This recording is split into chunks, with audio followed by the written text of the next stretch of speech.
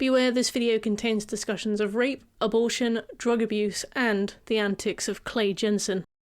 It's been like 2 years, but we're back and we're backer than ever, covering Season 3 of 13 Reasons Why. Sorry it's taken so long. The first 5 episodes of this season were crap, boring, and in some parts borderline offensive, and I struggled especially with the first 2. If you've not seen the previous videos on Seasons 1 and 2, I'll link them for you in the description. Now, I want to get straight into this. Use the chapter selection to skip ahead to the introduction if you need to. For those that stay, first, a disclaimer. It's been around 3 years since I covered Season 1 of 13 Reasons Why, and around 2 since I covered Season 2. I got a lot of feedback on the way I delivered information and my personal biases. I still do. If you see any personal opinions I have in this video that don't line up with the personal opinions I had in the first and second video, know that it's because I changed a lot in the weeks and months following those videos simply because I was being critiqued so thoroughly. Plus, people grow a lot anyway year on year. You might binge these 3 videos in a day, but for me it's been years. If stuff doesn't line up, I'm not hypocritical, I'm just growing. Season 3 of 13 Reasons Why, like all of the other seasons, consists of a few main storylines and a few multiple branching side stories. I originally planned to examine them in order of least to most crap, but there would be so many caveats and tangents and side notes just to keep you up to speed with developments that it would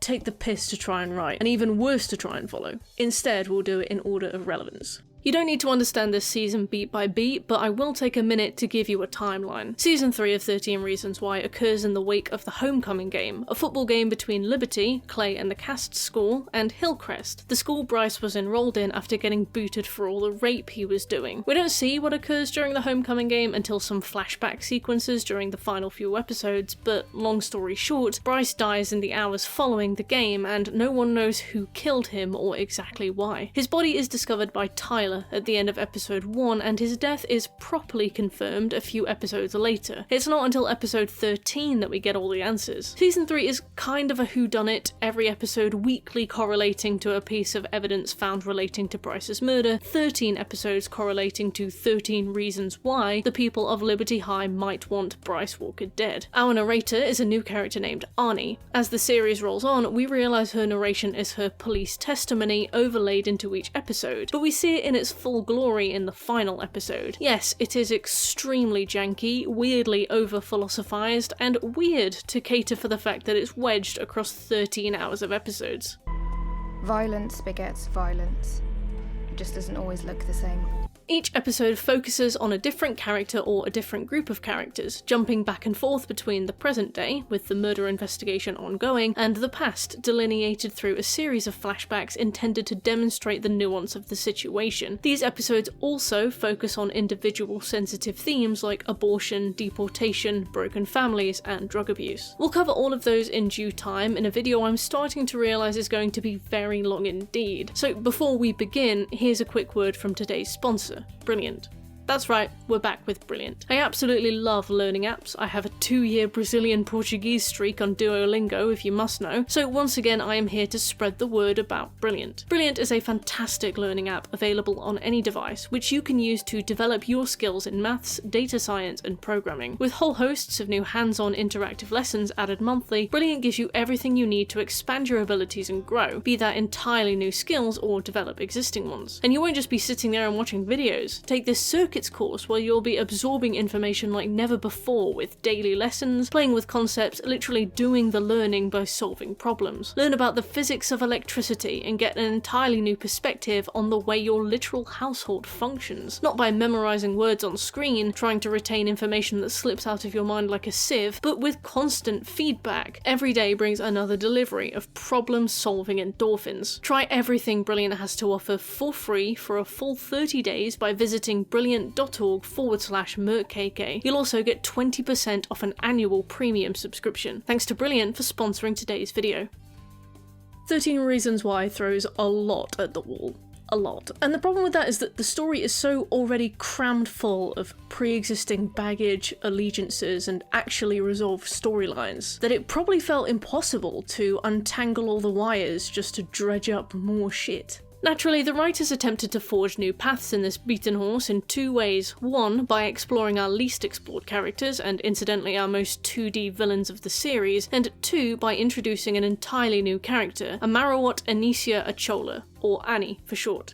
Now, I don't hate Annie, not overall. As the season progresses and she's allowed to be an actual person, I started to quite like her. Her problems lie entirely in her botched introduction, and those problems persevere until roughly episode 7. At first, Annie is more of a plot device than a person. She begins life in this series as a human catalyst, making sure the right characters speak to each other and answer the right questions, when their characterization would typically render that unlikely. She's an exposition dispenser, existing just to blurt out whatever the plot needs to know, and sometimes doesn't need us to know.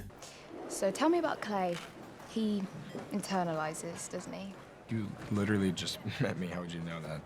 She's also the new girl. Yeah, I'm the new girl. Annie has been a student at Liberty High for 8 months, joining the cast in the time hop between 2 seasons. The show takes a step back with her and approaches the series as though it wants to cater for any viewer who's randomly decided to pick this up for the first time with season 3. She's there to meet the cast, re-explain things established viewers will already be familiar with, and basically be our vessel to understanding the context. It's a weird choice. I appreciate wanting your show to be accessible, but it's weird to make a blank slate character to introduce us to everyone 26 hours into the show. Annie is also a narrator. Her narration is vague and abstract, which works when bridging gaps between scenes and episodes, but comes off weird when we see she's sitting in a room opposite Deputy Standall saying fortune cookie phrases at him, eyes littered with melancholy. The truth can be dangerous. Lies are easier.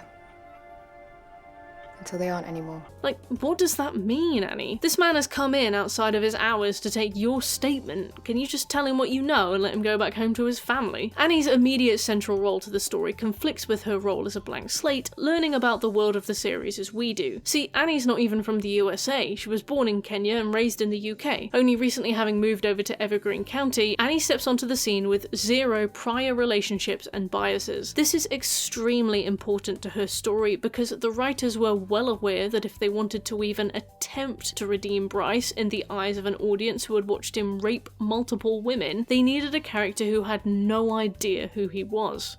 Did I say redeem Bryce? Yeah, we'll get there. No character who had known Bryce during his time at school, or had even been in the local area for that circus of a trial, would have an ounce of sympathy for that man. Therefore, they needed someone they could keep ignorant long enough to be able to make a case for him, and the buck fell with poor Annie, who spends half of the season coming off like the most willfully ignorant hypocrite you can imagine. We both know that's where this whole story begins and ends, with boys trying to be men, and everyone they hurt along the way.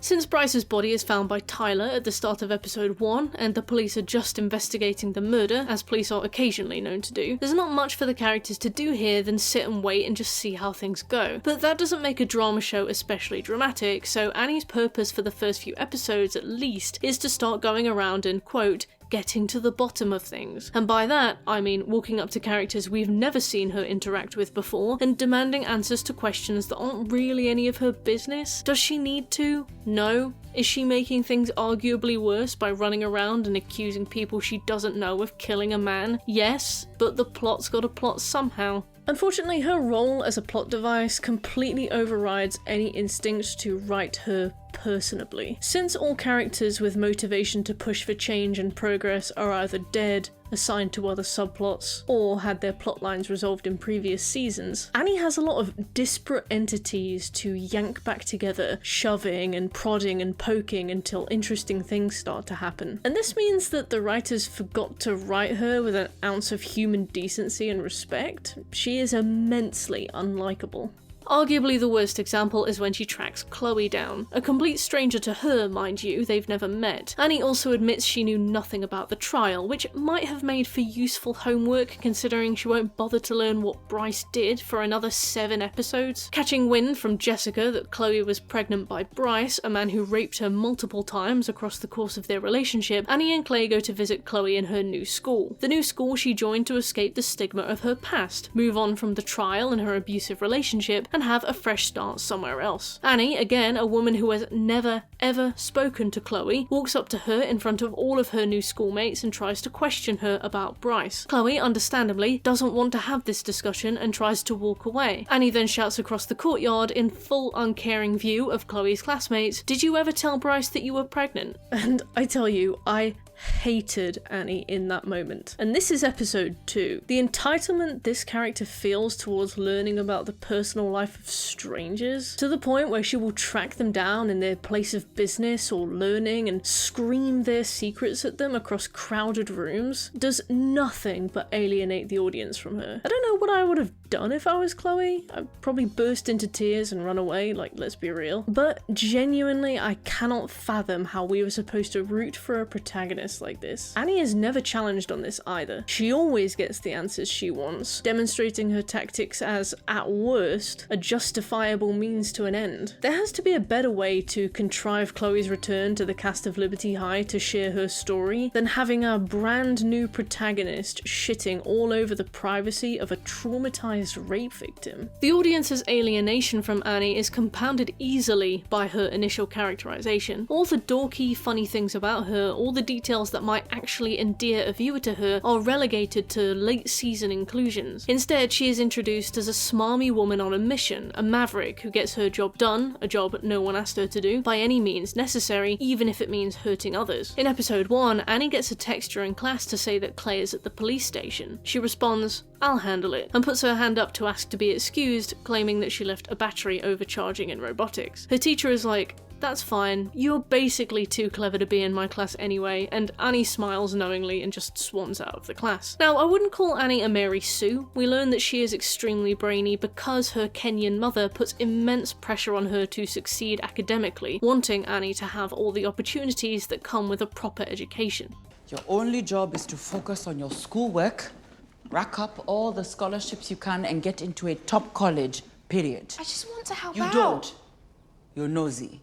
Rather, Annie spends 80% of her screen time barking exposition at us in a tone that comes off condescending, and 20% of her screen time being the smartest, most perceptive person in the room. You won't begin to see much likeable about her until the show has finished vomiting exposition through her as a proxy, and it means her character starts off on the worst possible foot for about 5 hours. Speaking of barking, Annie suffers from something I would call the postman effect. She's the person coming in, doing their job, no choice on the matter as to what they do and where they do it, and we, the audience, become this territorial Yorkshire Terrier yapping at her fingers through the letterbox. I feel that characters introduced later in a show can often feel at odds with an invested audience if they're not introduced carefully, and your average viewer can often become subconsciously possessive of the existing cast and reject the newcomer. Your audience knows they're watching fiction, but fiction is impossible without emotional investment. Like, why do we grieve for characters who die knowing they're not real? The brain knows it's fiction and yet somehow sometimes treats it as though it isn't. And in this weird, jarring overlap, we get a subconscious sentiment of, sorry, how are you best mates with Clay? Do I know you? He and I have been through a lot. You can't just walk in here like you own the place. A lot of the audience rejected Annie, and I feel like this was subconsciously why. It's risky to suddenly drop a new character into the midst of the center of it all. Everyone's best friend and confidant, introduced as closer to the group than the audience feels they are, out of nowhere. Especially when these are a group of people we've watched undergo the most horrendous trauma a group of teenagers could suffer, and especially when she feels so entitled to their deepest, darkest secrets that she'll demand to hear the most intimate things. Compare Annie to the character Charlie, who is seen as a background character through most of the season. He's got a few lines here and there, always positive ones, but he joins the cast properly towards the end of the season when he reaches out to Tyler to support him, after learning what Monty did to Tyler at the end of season 2. I loved Charlie. He felt like he earned his place. Why would you do this? I mean, you don't even like me. How could I not like you? I barely know you. The thing is, Annie's supposed to be our new protagonist, so she doesn't have the luxury of time to earn the audience's favour before integrating herself with the cast. Still, they could have made her nicer, less nosy, less entitled, less intrusive. As the season rolls on, we learn she's actually a really dorky, sweet person with some super nerdy interests. Wait, you know alien killer robots? How's it even possible? Because I also can read. There are better ways to introduce a character, and I think the writers missed every possible mark with Annie, and that's not even including the sexual relationship she embarks upon with Bryce, which, again, we'll cover. Annie is so involved with the group that while she has no real idea what Bryce Walker has done, she knows the ins and outs of Tyler's close call with the school shooting. Her observations on Tyler are bizarrely overfamiliar despite being at that school for 8 months. We'd been there for Tyler's recovery, We'd seen firsthand the darkness Tyler had inside. Did you see the darkness inside him, Annie? It's easy for you to say, considering you didn't almost get shot at a school dance. She narrates vaguely because she's actually vaguely constructing her statement before the investigating officer, but the implementation of that narration makes it feel like she's being deliberately evasive with her audience. It feels condescending, like we can tell we're being lied to and messed around a little bit, like she's holding the rest of the cast at arm's length from us. I know all the players. I know all the secrets. The stories that you think you know, and the ones that have yet to be told. Combining Annie's omnipotent role as narrator with her brute force by any means necessary function as a plot device, and her sudden and fumbled implementation as the new girl who is inexplicably close enough to the whole group to be instrumental to the season from moment one, with a narration written vaguely with the intention to draw a 5-hour story out into a 13-episode story, and you find a character fundamentally difficult to root for. Plus, she drinks coconut water, which is disgusting, and she's English, so she never had a chance. I want to say that her actor at least offered a good performance, and it's not that I think Grace was bad. I think she did very well with what she was given, but it's more the case to be made that during the first few episodes, I never got the impression she was performing anything. She's a prop, like when your kid plays a tree in the school nativity, and she wasn't so much performing as reciting. Often she feels like she's written by some smarmy boomer. Her writing can come off very Sheldon Cooper, where someone will say something that's so ridiculous that it's a punchline in and of itself, like they are the clown of the situation for the audience to laugh at. Fucking hate when you guys speak African. And Arnie comes in and smirkingly corrects them and takes the wind out of the sails of the scene. You are aware that Africa is an entire continent, yeah? Yeah, I'm aware. Annie acts as an extension to Clay for the first half of the season and his love interest in the second. It's weird. These two are quite compatible, and somehow it still felt forced. I'm going to try and articulate why. In episode 1, when Annie introduces herself through the narration and sets a scene of secrets like a big gossip spiderweb, she goes absolutely ham on telling us how special and noble and remarkable Clay Jensen is. Like, ham. And yes, the keeper of those secrets is often Clay Jensen. Even knowing nothing, I could tell Clay had a lot going on. Chronologically, it makes sense. Annie's narration is actually her speaking at the end of episode 13, and she leaves that interrogation room and begins a romantic relationship with Clay, so it's natural that she'd talk about him favourably. But she talks about him like he's some myth. She idolises him in this bizarre way, this keeper of secrets, this sentinel of not speaking to an adult about an easily fixable problem. And in this way, she becomes a part of Clay himself. She's like the embodiment of his conscience. She tells him to do things he wouldn't otherwise do, or points out things he wouldn't otherwise have noticed or have wanted to acknowledge, and he does, and easy peasy, the plot ticks along. She's also there to further his ego and reassure him, yes, everyone disagrees with the way you go about things, but it's obviously just because you are too far ahead of them for them to understand. I have this thing where I think I know what's best for everybody, and I keep not learning my lesson that I actually don't know shit. I think you know a lot. One of Annie's main functions as plot device is to cast doubt on every character in the roster, regardless of how well she knows them or their motives. At least once an episode, Annie will be chatting to Clay or Jess or whoever about another member of the cast. The other member of the cast, let's use Tyler as an example, will say something vaguely suspicious or be overheard doing something vaguely suspicious or refuse to answer Annie's extremely invasive interrogation or not be able to prove their alibi. Annie will look at Clay and say, You don't think it was Tyler, do you, who killed Bryce? And Clay will go, no, wrinkle his brow, shake his head. No, he wouldn't do that.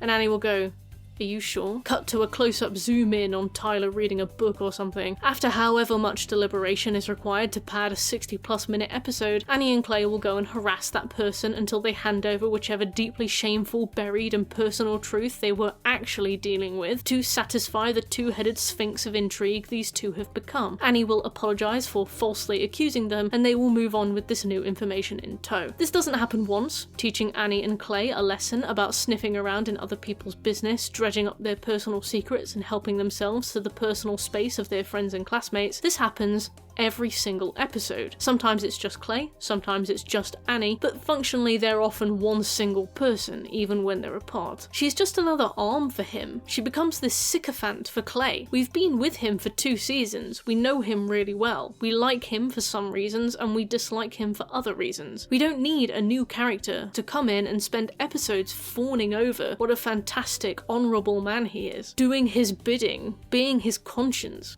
Nothing happened back then, and everyone, Clay most of all, dedicated themselves to helping Tyler get better. When the next episode begins, the exact same thing will happen, usually word for word, and again and again and again. One of the most frustrating things about this is that the writers insist on this pantomime every single episode. The events of the episode are already occurring. We know and expect that every character in the cast is being scrutinised until we figure out who killed Bryce. You don't need to do some Dora the Explorer style introduction to each suspect of the week. You don't need to point, describe and explain every member of the cast. Considering the lengths gone to summarise Annie primarily as smart, it was intensely frustrating to watch her fail to learn the basic lessons of, whoops, maybe I shouldn't accuse everyone I vaguely know of murder. I really hurt people's feelings when I forced them to open up about details of their lives that they're not ready to share and I was no way entitled to learn. I should point fingers with more certainty because this will backfire on me someday. By the 10th,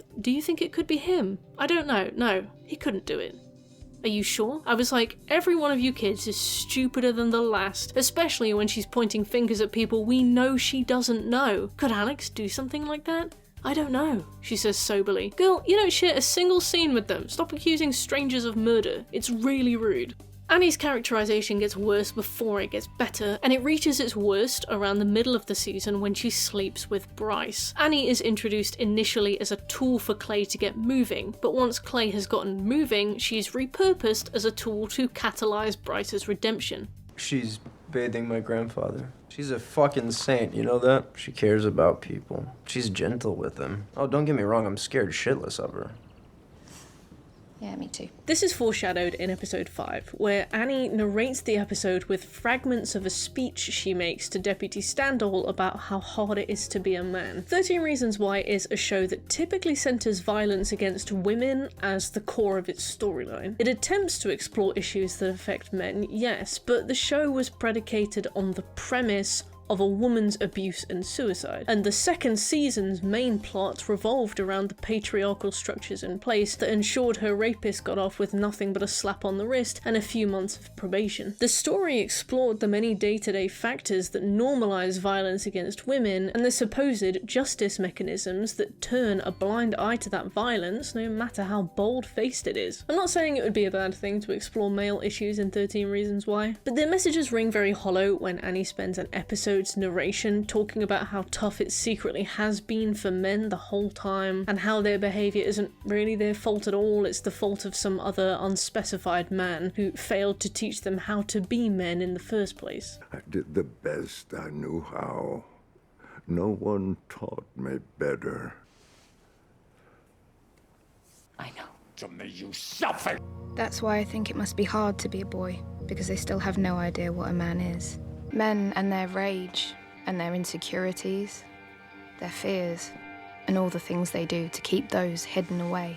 So may you suffer! As Annie says, boys think they have to be strong, stoic. We see Tyler taking photos of his fading bruises in his room. Annie adds, and in control. They have to be a man, as we see Zach nervously reading his phone, Jess examining a blood-splattered cassette tape, and Tony answering the phone at the car shop where he works. She concludes, what happens when they can't hide it anymore? The idea that men have to be stoic in silence is not new. This could lead to a thoughtful exploration on toxic masculinity and how that intersects with mental illness and trauma. That said, Bryce raped roughly 10 victims by his own admission. Considering the nature of sexual assault and what it fundamentally involves, the trauma it causes, the raw horror and violation, men have to hide their true selves is a woefully insufficient excuse for a plot beat that feels insulting to be fed. I can empathise with a bit of lashing out, but I don't understand how I'm supposed to be nodding my head sadly at this. Like men rape to cope with a difficult upbringing and a lack of guidance. Not to be crass, but when Hannah was raped, she killed herself. When Tyler was raped, he showed up to a school dance with loaded weapons intending to kill his bullies, yes, but also an entire room of innocent teenagers. 13 Reasons Why has demonstrated its thesis. Women suffer in silence and turn their violence inward, take themselves out of the game when they're too broken to go on anymore. Men turn their violence outward and make everyone around them pay with their lives, and this season is about to handle that in a way I can only describe as offensive, because Annie is about to launder the reputation of Bryce Walker,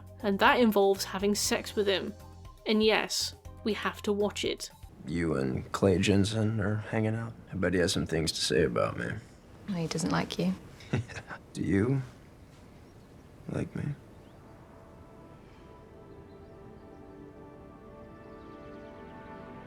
Although Annie and Bryce don't consummate their friendship until episode 7, the show pulls no punches in severely pivoting his characterization right from the beginning. To Clay, Bryce was a monster, and I understood why. But the Bryce I saw seemed very much broken. As early as episode 2, Annie takes a measured approach to Bryce. Considering the zest with which she interrogates Chloe about her pregnancy, a fact that does not affect her directly, nor is any of her business, Annie shuts down Clay's earnest attempts to directly explain to her that Bryce is a rapist. Initially, Annie will only allow Clay to drive her to the bottom of her road, also Bryce's road, because she's aware he is a pariah and doesn't want to have to answer any awkward questions about her address. When Clay finds out she is living in Bryce's guest house, he understands panics. You have to get out of there. I can't get out of there, it's where I live. This is a natural reaction to finding out that your friend is living with a man who had a heavy hand in one girl's suicide, one girl's rape pregnancy, and the rape of, according to Bryce himself later in the season, 8 or 9 other women. Yet the show frames this like unnecessary possessiveness, like Clay is overstepping. Yes, Annie apologizes later in the series when she learns the truth, but Bryce also does not lay a finger on her. Spoiler alert, but Bryce is going to catch feelings for Annie in a way that he has for no woman before, and this is going to cause him to become the meekest, most tender and respectful lover in history. She got here so late. We barely even got a chance to talk. When Clay pushes, wanting to at least explain the situation to his friend, she snaps back. I'm not some pretty princess locked away in the rich kid's house. Are you going to save me from the monster? How have I survived without you for 17 years? Annie, you sound like you're from South Kensington. Clay's friend killed herself because of this man. Hear him out. Annie doesn't, obviously, because to even catch a whiff of what Bryce has done would turn anyone with an ounce of self-preservation off him quite hard. I'm not whatsoever against a redemption story. I think people can change. I think redemption stories are the best ways to explore morality, subjective and objective, and I don't personally object to stories that show bad people changing. That said, we learn that season 3 of 13 Reasons Why includes the 1-year anniversary of Hannah Baker's suicide. Although the timeline of this series hops around, for most of season 3 it has been less than a year since Hannah's suicide and less than half a year since Bryce raped Chloe multiple times and laughed his way out of court. Attempting to show a rapist seeing the light and changing for good is a risk that does not pay off. Annie encounters Bryce in his house. He's drinking, so she smilingly asks for a dry vodka martini. Didn't know you drink? Condition of my probation. Thought I'd see if I could make it stick, but it's hard to fight genetics. Ah yes, your genetics. Bryce here is alluding to the fact that alcoholism is tied to genetics, which is partially true but grimly prophetic. Although people can have genes that predispose them to developing an alcohol use disorder, genetics only account for approximately half of a person's overall risk. The rest of these predispositions come from the social and environmental factors that a person encounters throughout their childhood and life. Here and across the series, Bryce's rapist tendencies are treated like alcoholism, like this irresistible impulse. In episode 8, in a conversation with Mr. Porter, Bryce acts as though he rapes out of a strange compulsion, like he loses himself and some Mr. Hyde persona takes over his body. I can't get these thoughts out of my mind about being on top of her, or forcing her down, or or choking her. The show never has the nuts to actually try to explicitly attribute Bryce's behaviour to forces outside of his control, but that doesn't mean it doesn't spend hours of runtime suggesting that Bryce behaves a certain way because he is a broken man and a product of his upbringing, and even a victim of his own genetics. Annie, naturally, fence sits the entire way through this. Bryce never specifies to Annie what he did, which is understandable. I wouldn't expect a rapist to be forthcoming to a woman he lives with about why he is socially ostracized. That said, he is written to omit those details because he assumes she already knows, not because he's being deceptive. You know, right? About my probation. Not great, is it? It's what I deserve. Bryce and Annie's first conversation sees him on the receiving end of a breakup he genuinely did not predict. After lying on the stand for him in some traumatized days, Chloe continues to allow the relationship to limp on despite the fact that she can barely look at him, and eventually breaks things off after she aborts a baby she's carrying. His baby. When Annie gently asks Bryce about why she broke up with him, he responds, "I don't know. She's the only one who stood by me. For a long time, I thought she believed in me." And then he cries. Could you maybe stay for a second? Sure.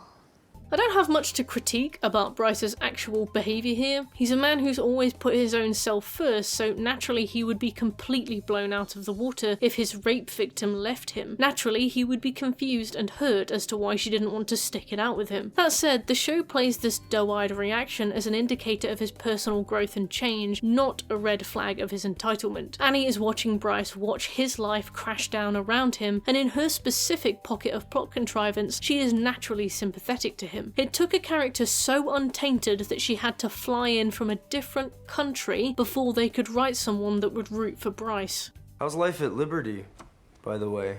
Do they ever talk about me over there? But if I were you, I wouldn't believe everything you hear. I don't believe anything I hear. I only believe what I see. Annie and Bryce's relationship, if you could call it that, flowers under the weirdest dynamic I've ever seen. Annie is like the opposite of a manic pixie dream girl for Bryce. She's like a stable, educated reality check girl. Just as she acts as a mirror to Clay, a plot device intended to rip him open and dictate his innermost workings to the cast and the audience alike. You are good at so many things, but one of your greatest gifts is staying angry. She carries that weird old soul energy to Bryce too. Match you. And I raise you. Okay, it's I see you, not match you, I see you. I see you.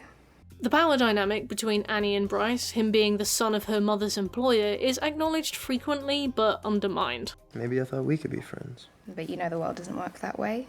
Your mother employs mine. Bizarrely, these conversations take place during poker games. Obviously, players with instruction on strategy will do better in poker than those without, but it's still more a game of luck than, say, chess. Playing with the hand she's dealt, Annie beats Bryce with a flourish, announcing beginner's luck. Poker games are a running theme in their scenes, indicating that the two are on a level playing field, but Annie dominates him because of the privilege of the cards she was dealt. Her luck has given her better odds she hasn't earned, flipping Bryce's own privilege on its head in an allegory too on the nose to ignore.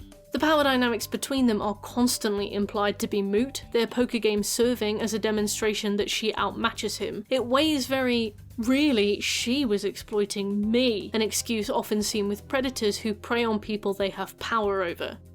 No, this was different. He's a user, Justin. Always was. If anything, I was using him.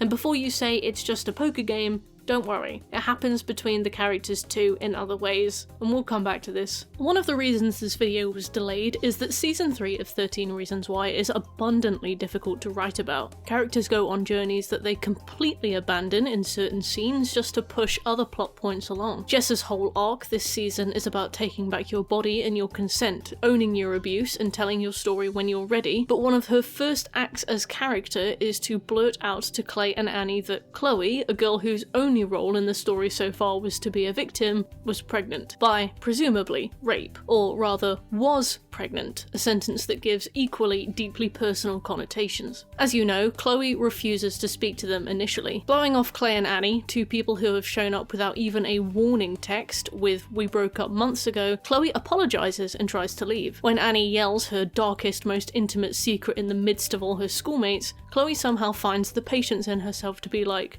"Not here, let's talk at Monet's instead." Season 3 almost does a really good job of demonstrating the impact Bryce had on the people around him, namely the women. Chloe, his victim, is given probably the best resolution of any character in this season, considering the weight of the topics her story tackles. Nora, his mother, does not. We'll look at Chloe first. She reveals during their Monet meetup that she never told Bryce she was pregnant, adding, "I really felt like I loved him," and in a flashback we see why. Chloe, we've never talked about the trial. Is it over for you? Because I feel like it isn't. I don't know what you want me to say. Chloe, I fucked up. I'm fucked up. I don't mind Chloe and Bryce's dynamic, honestly. She's his victim. While she's always been on the receiving end of his whims, forced to endure whatever treatment he decided to bestow, after the trial she is handed some power back. This isn't power she actively takes. Rather, Chloe regains a portion of control because Bryce knows she has lied for him. This means he knows he has done something wrong, deep in his heart. By admitting he wants to change, Bryce gets to feel like a good man, something an abuser might do for themselves, to soothe themselves into thinking that they are redeemable and do see a path to good, whether or not they choose to follow that. Sometimes the thought is enough to soothe someone into thinking they are fundamentally good and then justify returning to old behaviour. Despite how he's speaking, this is the furthest away from redemption Bryce ever finds himself in this season. Every other scene is skewed to place him on the receiving end of injustice, or to result in him being a good person. In the scenes he shares with Chloe, their power dynamic is impossible to ignore. He is an abuser making promises to his victim, and the intent behind those promises may be disingenuous and it may not. You'll notice he never refers to raping her. Chloe could, though, and that's why she has her power back. She could hold him to rights for everything, should she wish. All she needs to do is say it out loud, reify it with her words, and make it real, and she chooses not to, and that ruins Bryce. He lives in terror of her judgment until she breaks things off. Could Bryce ever change? Moreover, could he ever give back what he took from Chloe? Would they ever be on even ground again? Even if he did change for the better, can it undo the violation he's done to her? In my opinion, no. I think even if you manage to change your ways, your victim is still always your victim, and it's better to clean break, move on, and try with someone else. Chloe's storyline is not only the best handled in the series, although that's not saying a lot, but the most informative. The closest this season ever comes to tackling real-world issues. And that's because this show drops the cleanest, most honest, and judgment-free depiction of abortion I have ever seen on TV. Considering it's a fairly taboo subject in television and one rarely ever explored, I feel like I learned something from this show. Chloe does not face her abortion alone. She faces it with Zach by her side, a character that, like Mr. Porter, has seen immense growth since the start of the show. No longer a spoiled, bratty rich boy, Zach takes great steps this season to stand up against toxic frat boy culture and be someone who stands up for the unfortunate. One of those is Chloe, with whom he builds a solid friendship. She gives him a little red rabbit foot decoration for his bag, which he can occasionally be seen holding. So you're her hero, but Bryce is still her boyfriend. Man, shut up. Clay, more like MRA. Haha. Jess runs for student body president with a speech we'll cover later, a speech that deeply upsets Chloe, who excuses herself to cry in the corridor. Zach hides his pain well, which is why he saw Chloe's so clearly. Like Zach, I hide my pain quite well, which is why I saw Bryce's so clearly. Yes, those scenes are set up to mirror each other, intentionally juxtaposing the pain Chloe feels while reliving the trauma of being repeatedly raped by Bryce to the pain Bryce feels at being lonely because people know he's a rapist. I have no idea who snorted what before suggesting that in the writer's room, but it clearly went down a storm. Anyway, it's in this corridor where Chloe confides that she is pregnant.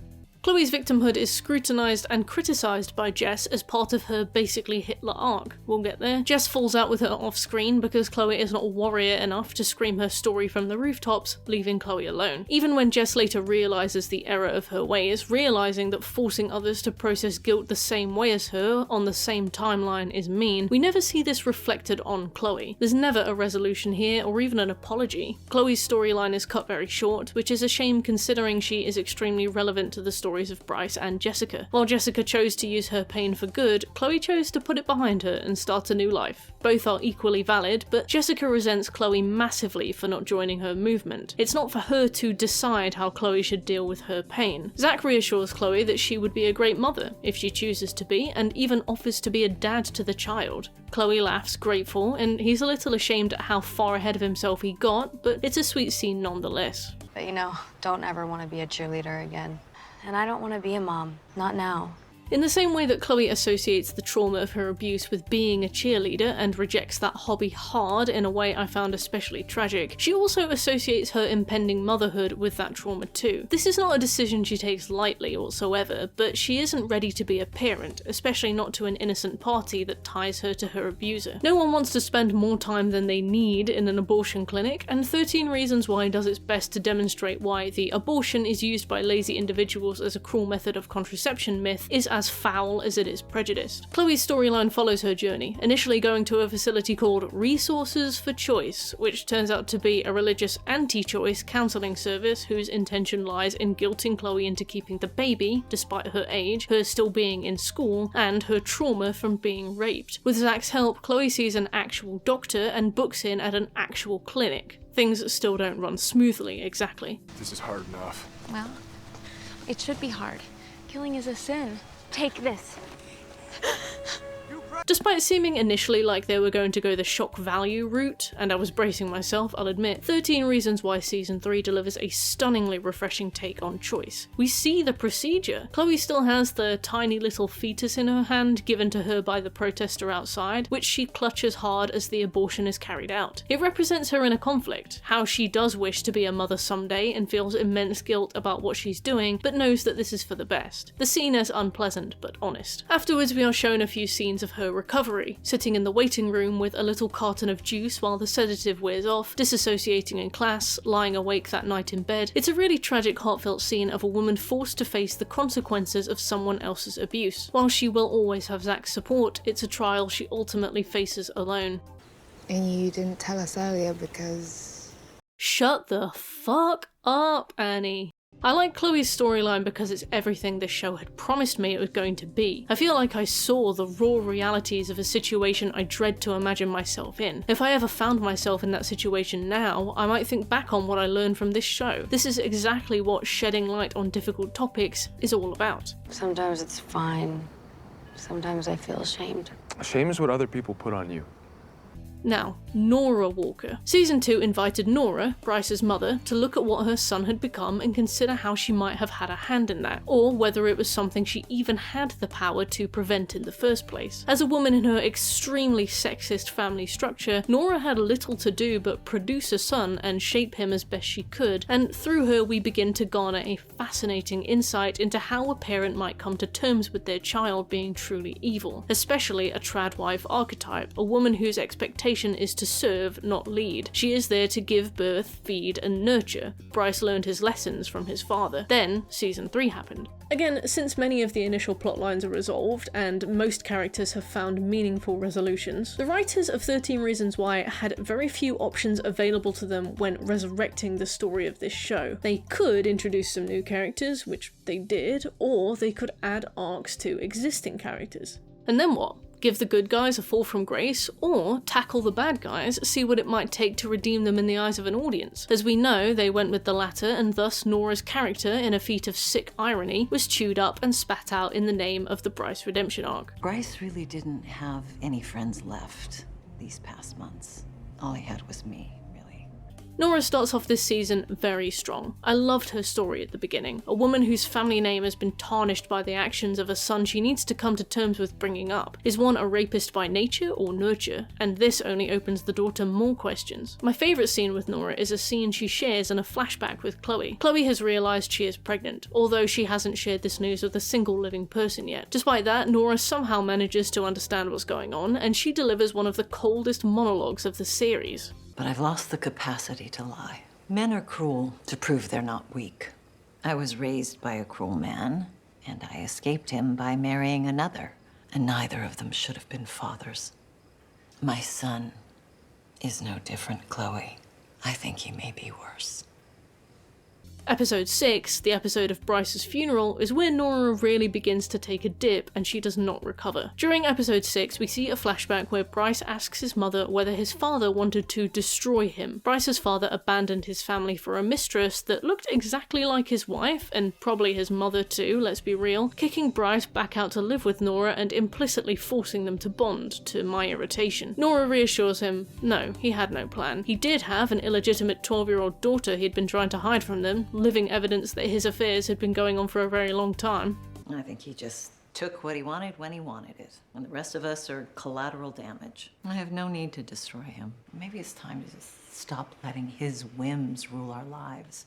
Nora's speech here frustrates me because it is clearly held in parallel with Bryce's attitude towards women. He took what he wanted when he wanted it, mirrors the way many characters in this show describe Bryce's actions. He was an entitled rapist. He helped himself to people because he considered them so beneath him that their cries for help didn't even register. That's crazy to me. Every time you see a scene like this, go back to that part in season 1 where he pins Hannah down in a hot tub and rapes her, and you see her dead eyes as she disassociates, makeup running down her face, and then come back and watch this beady-eyed little cretin cry onto his mum's bosom about how no one will let him move on. Nora's speech here frustrates me particularly because her conclusion is one of forgiveness. She says, let's stop letting his whims rule our lives, be done with anger, suggesting that it's better to let go when someone does evil to you than it is to hold on to hate. In this moment, the show is comparing Barry Walker leaving his family for someone else to Bryce Walker raping around 10 women before he is old enough to even graduate high school. This show is so full of false equivalences, explicit and otherwise, comparing the way Bryce treats people to actions I would consider disproportionate. Your dad leaving you for another family sucks. Yeah, I get it. It's an evil act, but it's the opposite of a violation. Letting go of a man who doesn't want you is a hard thing to do, but ultimately it's right. Barry Walker is for the streets. Let him go. Letting go of a man who did crimes to your unconscious body and got off with a wink wink nudge nudge, not the same, and it is so irritating to see 13 Reasons Why constantly try to act like it is. That emotions are just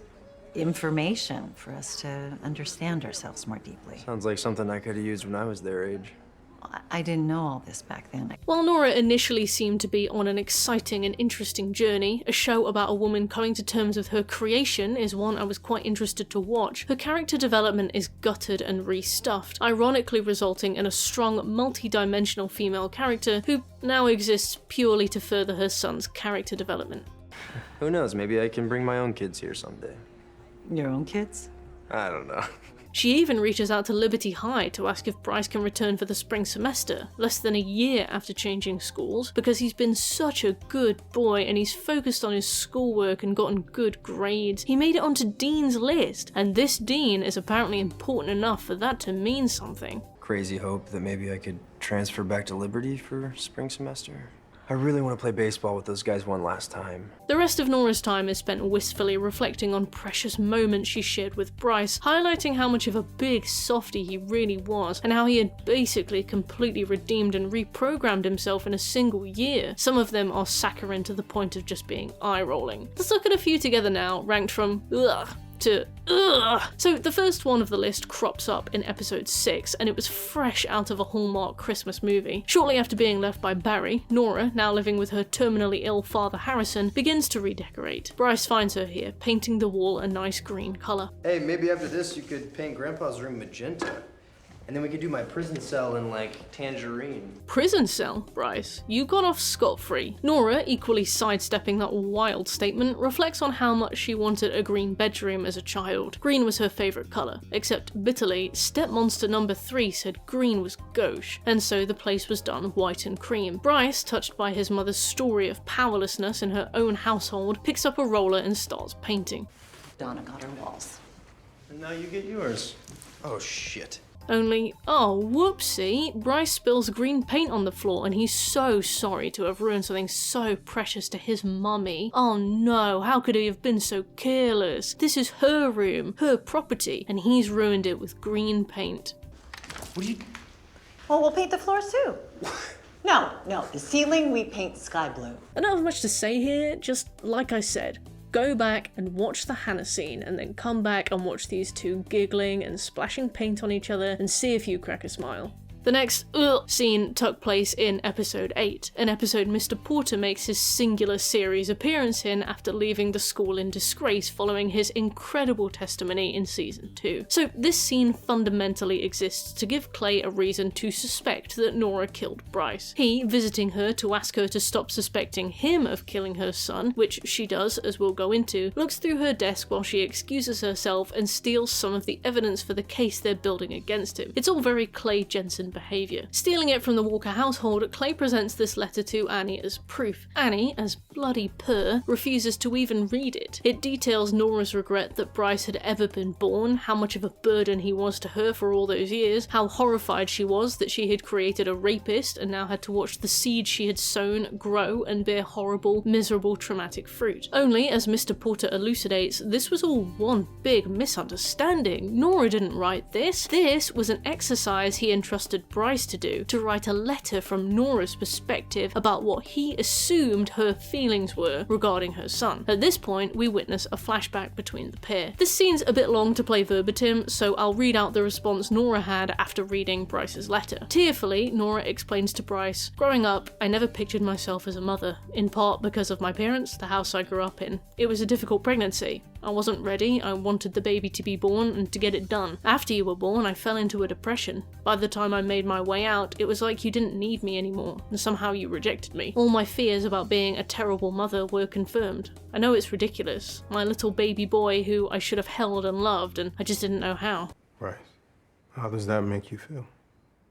Bryce and his mother broke through. Thankfully, the show never tries to do anything ridiculous, like imply Bryce's rape of women is due to the feelings of closeness he lacked with his mother, or his way of regaining control over a mother who wronged him. I was worried for a bit that it would, but these scenes ended up just painting a picture of Bryce's tragic home life, his loneliness, how his rich white boy childhood wasn't all an outsider might assume it was cracked up to be. I can't say I have a lot of sympathy, but these scenes are here to demonstrate that Bryce has struggles that people across the entire financial, class, and racial spectrum also have, and these struggles are intentionally included to make us realise that we are not so different. These scenes are included to make us relate to him. Growing up, my parents weren't around much, and everyone thinks that's so cool when you're in high school, because you can have parties whenever you want. But when you're a kid, it's fucking lonely.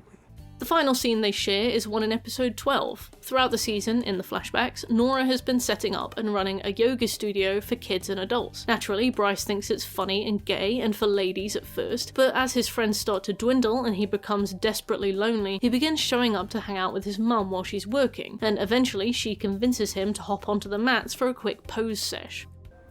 What, you're not man enough for yoga? After giggling at Downward Dog, Bryce allows Nora to guide him through the various poses. It's important to go slow and respect the body's boundaries. Wait till the body gives you permission to go deeper. Don't force. If this statement from her wasn't already on the nose enough, Bryce immediately bursts into tears in this pose. He begins sobbing, whilst literally in the position of bowing, as though on his knees begging for forgiveness. Considering they're in a fake temple built by his mum, I thought this was pretty fitting, albeit probably not intentional. I don't know what's happening, I just started crying. It's okay, it's good, it's okay. The men in Bryce's family are an entirely different story. We roughly explore the attitudes of his grandfather, but most of the focus is on interrogating Bryce's relationship with his father, Barry Walker. Bryce's dad is seen almost entirely in the funeral episode, both in the present day and in flashbacks, and the story attributes Bryce's broken attitude almost entirely to this man and his total inability to be there for his family. It was as if Mr. Walker had tried to erase Bryce from his life, and yet he couldn't seem to escape. From what we learn, Barry left the family for another woman, Katja, who seems perfectly nice but obviously is the other woman. As the story goes on, we learn that this particular affair followed many, and there's even an illegitimate child in the mix named Caitlin. Caitlin's side plot never pans out to anything. I'm not sure if she was introduced just to plant some seeds they could use in later seasons if they wished, but ultimately she exists to fake out another mistress named Caitlin. Then there's this big reveal that Caitlin is actually Barry's new daughter, and then Nora decides to put her anger behind her, and then that's basically done. If you introduce something, generally speaking, you should pay it off. Caitlin is treated like this huge nuke by the story, leveraged by Bryce to keep Barry quiet, while Bryce wreaks havoc on him and his new family as revenge, and then is completely dropped when the twist is revealed. Bryce breaks into Barry's house while he is away on vacation and does, quoting Barry, $20,000 worth of damage to the place. Although Nora tries to defend Bryce, insisting it couldn't be him, Bryce owns it. Barry is not a nice man. Nora and the narrative make it very clear that she picked Barry because he was as awful a man as her father, Harrison. Harrison loves Barry too, and frequently sides with him over Nora. This detail is trite. This absolutely happens in real life, but if the story isn't going to adequately explore this, then they should have picked a different reasoning. Not that the reasoning itself is unrealistic, but for a show that claims to explore real issues, this boils down to woman enters abusive relationship because of daddy issues, which is not exactly victim blaming, but it is a common and often pejorative talking point.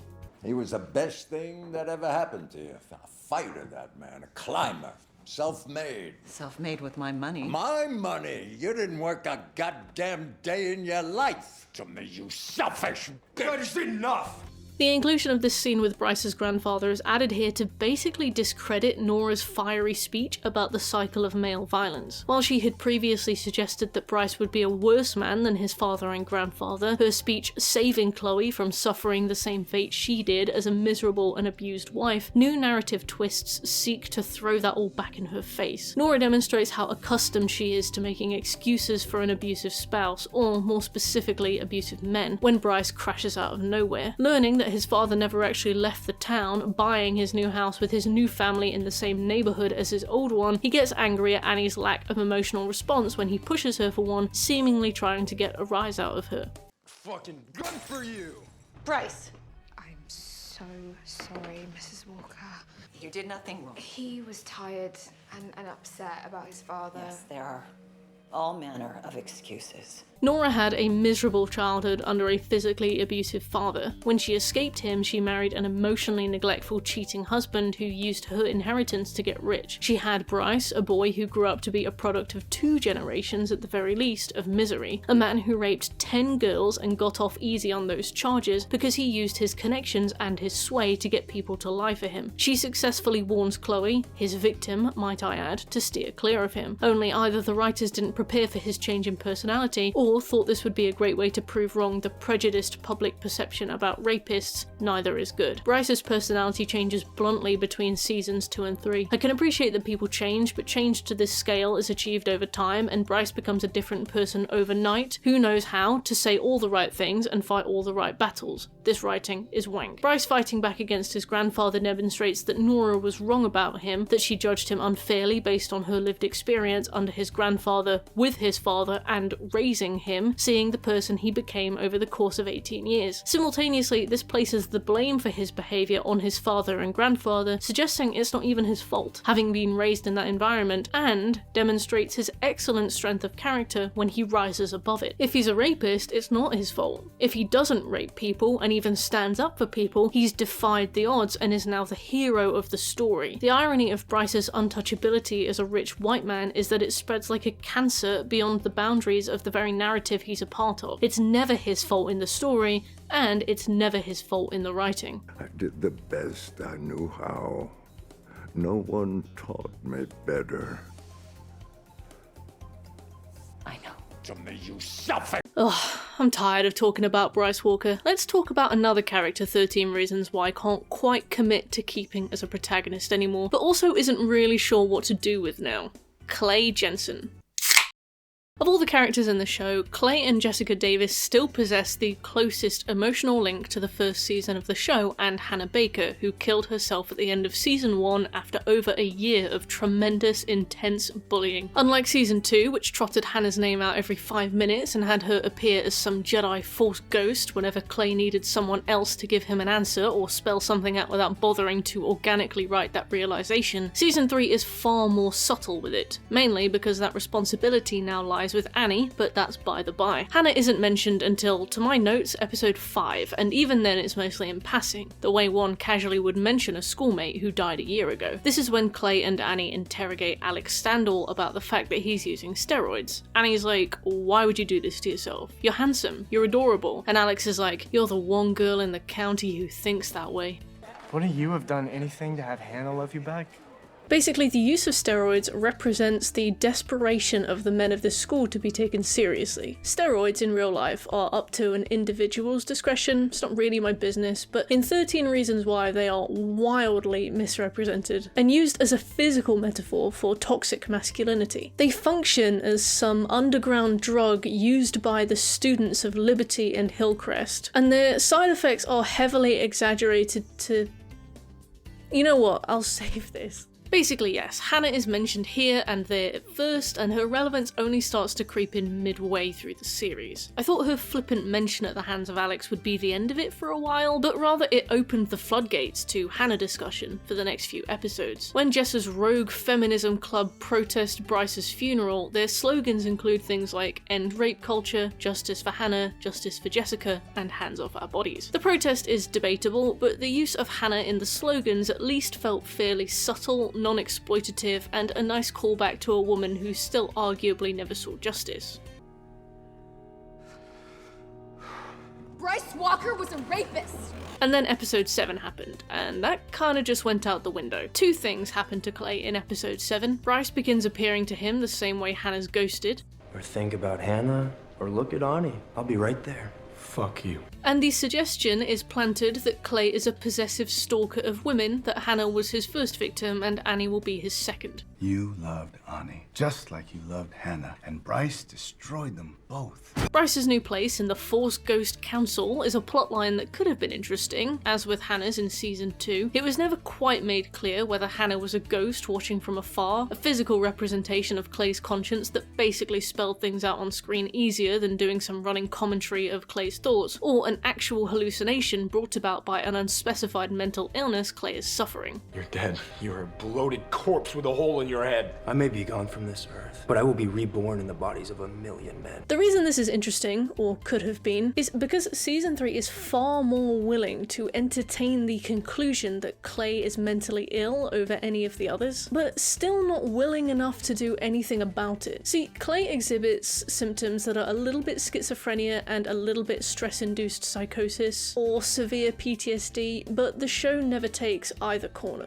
His parents occasionally take note of this. Couldn't get Hannah out of his head. Like he couldn't stop thinking about her? Or like he was hearing her in his head? And there's talk of Dr. Ellman that Clay visits, but it seems to just be general therapy for anxiety and PTSD. For a show that once again claims to touch on sensitive subjects, I think the unwillingness of the writers to turn a prior protagonist into a quote-unquote mentally ill side character really detracts from the potential experience of watching Clay. Ultimately, it's up to them what they decide to do with the characters they write, so I wouldn't consider this to be a fault of the writing as such. It just feels like a missed opportunity when I think back to how effective that abortion scene was for Chloe. Symptoms of schizophrenia can start to manifest in one's teens, meaning the onset of Clay's hallucinations could be connected to an impending illness it would probably be really effective to learn about when you're watching something in your teens. It's probably a very confusing mental illness to develop. Might have been very informative for them to capitalize on the foundations they made for it to work properly, rather than relying on hallucinations purely as a plot device and an excuse to cameo characters that died before they realized the series would be greenlit for further seasons. That's whatever, purely subjective. subjective, fine. Secondarily, however, the show resurrects that weird Clay incel subplot again, but only temporarily, and that's during Clay's dedicated episode, episode 7, where it's his turn to be interrogated. The angle they play with Clay is that he was so jealous that Annie entered into a sexual relationship with Bryce that he killed him because Annie had become his Hannah, and that meant he owned her. And naturally, Annie is totally on Bryce's side. To save you from Bryce, who you refuse to see as anything but a monster. Do you want your entire life to be judged by the worst thing you'd ever done? Damn it, that was a nice break. I guess we're back to talking about Bryce. Some of the comments Annie makes in the narrative are because she is telling her story in episode 13 and she wants to make it seem as though she and Clay are not as close as they are, so it doesn't appear biased when she lies to absolve him. Yeah, he doesn't do it, but also she fully lies to the police to get him off, and a lie's a lie. I learned Clay could be jealous, which I hadn't realised. Still, there are present-day scenes where we see him confused with vengeful anger so intense that it makes him shake with rage, so she's not far off even if she milks it in the interrogation room a bit and dates him later regardless, so he's still played that way to the audience. There's one scene where Clay sees Zach and Annie bond over having extremely strict parents. He tries to dip in and laughingly goes like, "When my mom tells me to do chores, I just do them wrong on purpose, so she never asks me again." What a winner, Clay. And Zach and Annie just laugh, agreeing that their extremely strict parents would never settle for that behaviour. Clay is sitting there pouting like a freak, furious that he's not able to relate to this particular topic like Zach can. And that's the fact of the matter. Clay and Annie are friends, but his feelings do initially appear unrequited, like extremely unrequited, especially during her Bryce fling and despite kissing him twice, which feels like it should feel like something, but doesn't. The eventual partnership is almost a twist with how weirdly it flits in and out, teased, and then just happens. To me, Clay as a character is a lot like a bread bin or a packet of crisps, sexually void. I can't really imagine him taking interest in romance or sex, despite repeatedly demonstrating how much he would like to, so I assume any romantic subplot he has will always come off as a surprise to me. Also, I don't know if the writers were aware of how detestable their audience would find Annie. I was warming up to her by the end of the series, but I never ever thought she'd be cute with another member of the cast. I didn't have enough time to properly like her, so when she ended up going out with Clay, I was like, oh, you two? Okay. Like, it was earned. They spent a lot of scenes together and had a lot in common, but I'll be real, I didn't get excited about it.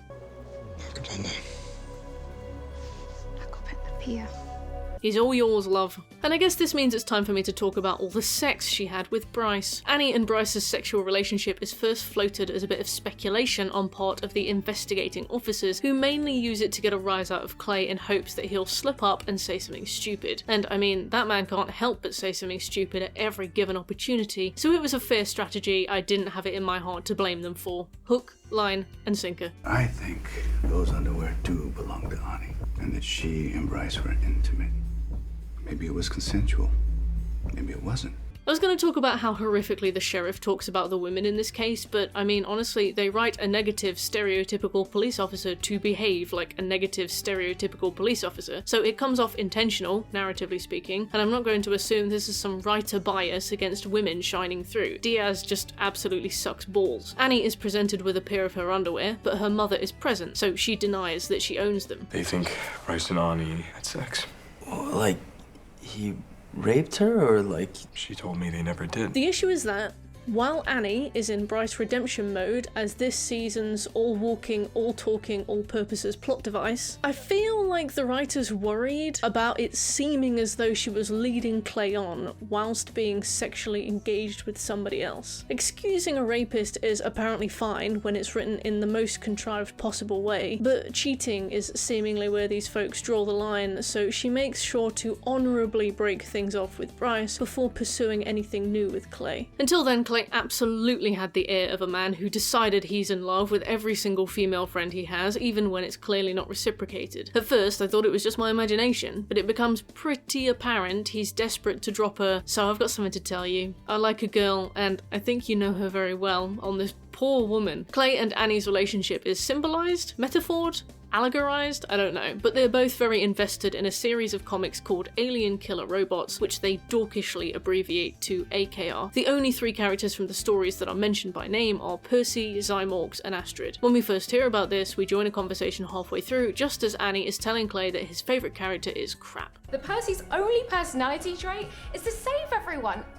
Oh. Oh, okay, now I get it. Clay has obviously gotten defensive because he conflates himself so strongly with Percy that he simultaneously takes personal offense when Annie is not attracted to Percy, and that Annie's stand-in Astrid is more interested in the Chad bully Zymorgs, clearly Bryce. Once again, this is played borderline entitled. Clay comes off like a petulant child when faced with the possibility that a girl he has conflated with a fictional girl does not take interest in a fictional character he has— sorry, this is word salad, but you know what I mean. Basically, Clay is written like someone who needs to touch grass immensely and right now, but he's also someone the writers struggle to let go of as the protagonist. But he also doesn't have that much to do beyond demanding people account for what they were doing the night Bryce died, even when it has nothing to do with him. But Percy is not your type. Percy might take everything too seriously, and some things are meant to be just fun.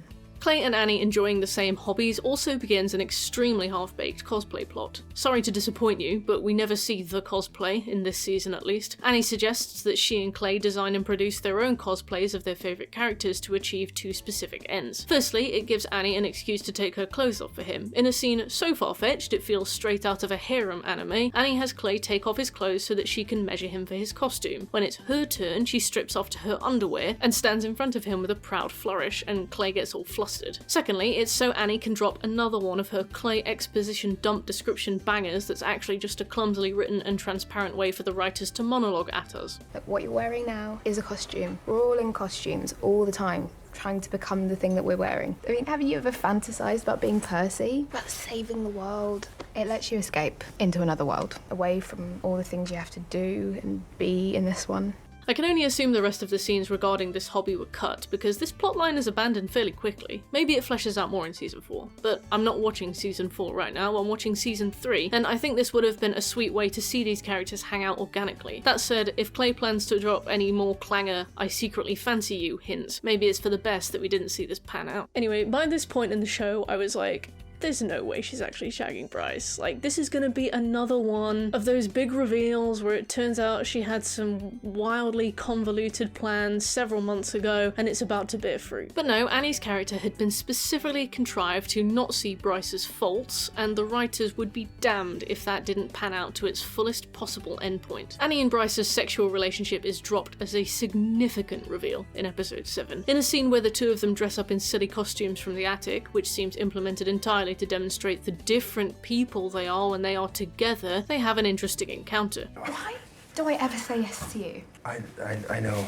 I'm sorry. I shouldn't have risked you getting in trouble. Bryce's vibe in this season revolts me, quite honestly. So much care has been taken to sanitize this man. The two embark on sex that seems almost virginal. He stares at her in wonder as though she is taking his first time, and not the next notch on a bedpost that sways more non-consensual than otherwise, in a sexual relationship that is basically dissolved by the plot before the end of episode 8, initiated solely to give Clay something to be upset about, and to give Bryce something to be forgiven through. Annie is, as always, a boat floating helplessly down the river of this plot, just something for the men around her to get in or out of when they need a lift to the next stop in their own personal journey. When a plane loses pressure, you've got to put on your own mask first. Is yours on? Sure. So how can I help you with yours? Bryce and Annie have sex several times during this episode. She is always on top and completely in control, and he is always looking at her with this grateful doe-eyed stare, like he's been visited by a fairy. Once again, to demonstrate the way Annie actually really has control over Bryce, we swear he's actually kind of the victim in this situation. We find that he falls in love with her, and she's not that interested, even without knowing his past.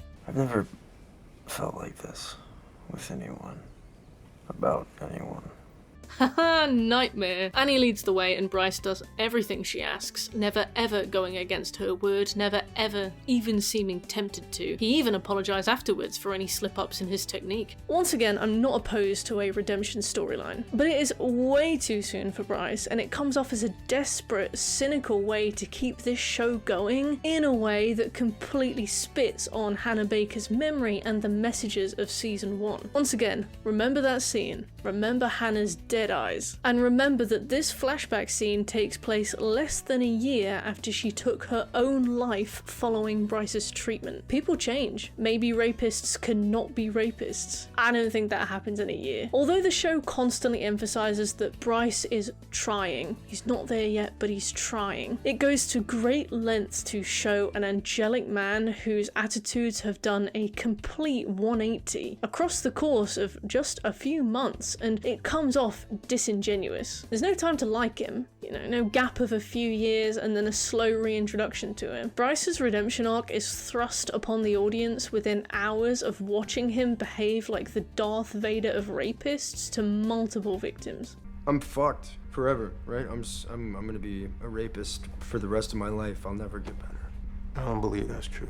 We see a few more sex scenes between them that I won't go into. Not out of any weird prejudice, just there's not much to discuss that we haven't already covered. Either way, Annie breaks things off with Bryce fairly quickly after they've begun, probably because it's inappropriate to shag her mother's employer's son, maybe because she's reciprocating Clay's feelings, maybe because she feels dishonest to be sneaking around, maybe because all of her friends, including Jessica, hate Bryce and she feels ashamed, maybe all of the above. And so begins the Annie-Clay arc. I can definitely see them as friends, but I'll be honest, I was quite surprised when Annie actually reciprocated Clay's feelings. He was very pushy. Annie and Clay meet in episode 1, the only episode where Courtney makes an appearance actually. Remember her? Courtney pulls Clay out of class under some pretense that stresses him out, only to be like, sorry, that was a lie, I need you to give the new girl a tour.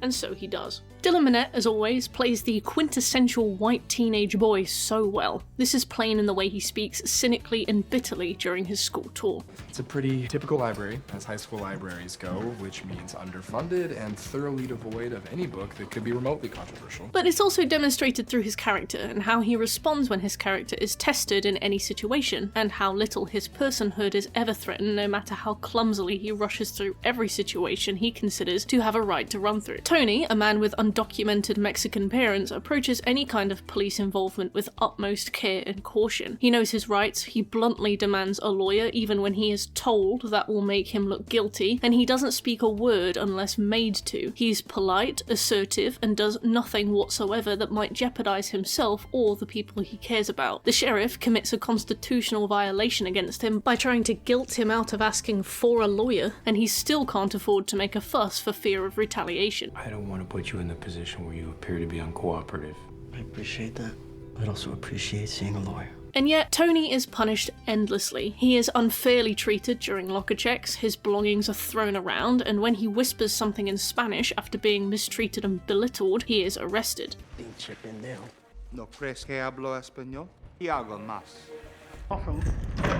Am I still a risk to your safety? Nada que decir. When Tony isn't forthcoming with information about who fitted Bryce's new taillight, the police officers interrogating him threaten to check the documentation of the fellow employees at Padilla Motors. Of all the characters, Tony is detained for the longest. As his boyfriend Caleb says, "You're a person of color in the life of a white kid who went missing in a small town." Well, you're a person of color in his life too, aren't you? Season 3 makes a significant effort to compare Tony's fastidious effort to play by the rules with Clay's privilege to supersede them. Clay does not give a fuck about what he does, where he shows up, what he says, and how that makes him look. He even sits outside the Walker's house in his car. Well, listen, you take care of yourself. I'm sure we're gonna be talking again real soon.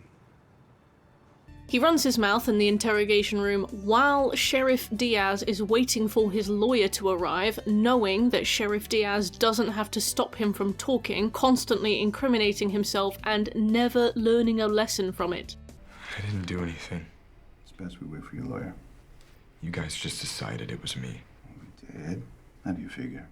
And refuses to square the story up with his parents or his lawyer to build his own case of defense, meaning he just gets buried and buried under the case everyone else is building against him. He does nothing and treats everyone with enormous contempt because he can afford to. Yeah, but I didn't! You know as well as I do that the court system is not perfect and that innocence is not a perfect defense! You don't believe me! His parents warn him that they're getting a lawyer and they need to know the whole timeline so that they can protect him, and he's sitting there at the dinner table like, "Mom, I didn't do it! Mind your own business! Oh my god!" We will move heaven and earth to keep you safe, but you need to tell us everything. I never lied! Clay has always behaved like this in this show, like his role as secret keeper places him outside the legal system as some sort of vigilante. And yet one of the best parts of this series is the way it actually starts to hold him up to the light. Season 3 of 13 Reasons Why interrogates Clay's character by interrogating his privilege and then comparing him to Tony, who suffers immensely by comparison. Getting to his parents' house one Thanksgiving, Tony finds it empty. His parents were reported to ICE by Bryce Walker's dad, despite Tony testifying for the school in favour of Bryce Walker because he didn't want them to do anything to him or his family. And it happens anyway, because that's how rich, white, vindictive men treat people when they know they can get away with it. I think he was just pissed that everybody, the trial, fucked with our family, with his reputation. Tony is warned by his lawyer to not even try to find out who reported his family. One wrong word will backfire for him, the son of an undocumented man. He has to put his head down and play the game when the rules are constantly being used to ruin his life. His entire family is imprisoned, and if he shows an ounce of emotion, it will make the situation worse. Tony has to scrounge together tens of thousands of dollars by himself for a lawyer to help his family. This forces him to drop out of school and work full-time at Padilla Motors. He sells everything he owns. This move renders him homeless, sleeping in the office until Caleb pushes him to move in with him. Initially, he tries to stay well out of affairs, knowing things will be traced back to him when the next inevitable police-involved investigation begins. Only Bryce shows up at his garage with a broken taillight and an offer for $50,000, twice the asking price of Tony's reluctantly for-sale Mustang. Although Tony initially bluntly refuses, he's under so much pressure to settle with the lawyers that he accepts the cash. You without your sweet red ride is a tragedy. I lost my entire fucking family. That's the tragedy. This decision has two fateful consequences. First, it traces Bryce's taillight back to Tony's garage, associating him with Bryce in his final weeks despite Tony's denial that they knew each other. And secondly, Annie and Clay find Tony's Mustang in Bryce's garage, and then they're on him, which is arguably even worse. Look, come on, we deserve an explanation. You got one, and I don't know why you think you deserve it. Why didn't you tell me about the Mustang? Are you Don Corleone, Clay? What are you gonna do? I quite like Tony and Clay's relationship because it feels unique to me. Tony is everything Clay wishes he could be, in the same way that a middle-class, suburban, American white teenage boy fantasizes about being the Rick Grimes of a zombie apocalypse. The concept of being a unique leader tantalizes him, and the actual misery of the situation is so hypothetical that it doesn't even register. Tony is the person everyone goes to. He tries very hard to stay out of matters, especially Bryce-related ones. But when you have so many people coming to you for help, eventually some things are going to tickle your sympathies. There's something in Clay that is really jealous of Tony, and consequently he behaves overbearingly towards him. Why didn't he call anyone? He called me. He feels entitled to Tony's life without ever having to understand the downsides. At the end of Tony's dedicated episode, where Clay learns that Tony's family have been imprisoned and are awaiting deportation, Clay gets home and dramatically embraces his mum and dad, tearfully rejoicing that he's so happy they're all together, so grateful for the small things. Yet a day later he goes back to screaming at them because they want to know if there's anything they should let their lawyer know about the case. Tony's an awkward character in the show because he's no longer at the school and he wasn't on Hannah's tapes. So beyond one episode in season 2, we don't see much of his relationship with Hannah, and friendships with the rest of the cast are often quite unexplored. He has these immensely close relationships with them, but you don't really see how or why. I love you, man. I love you too.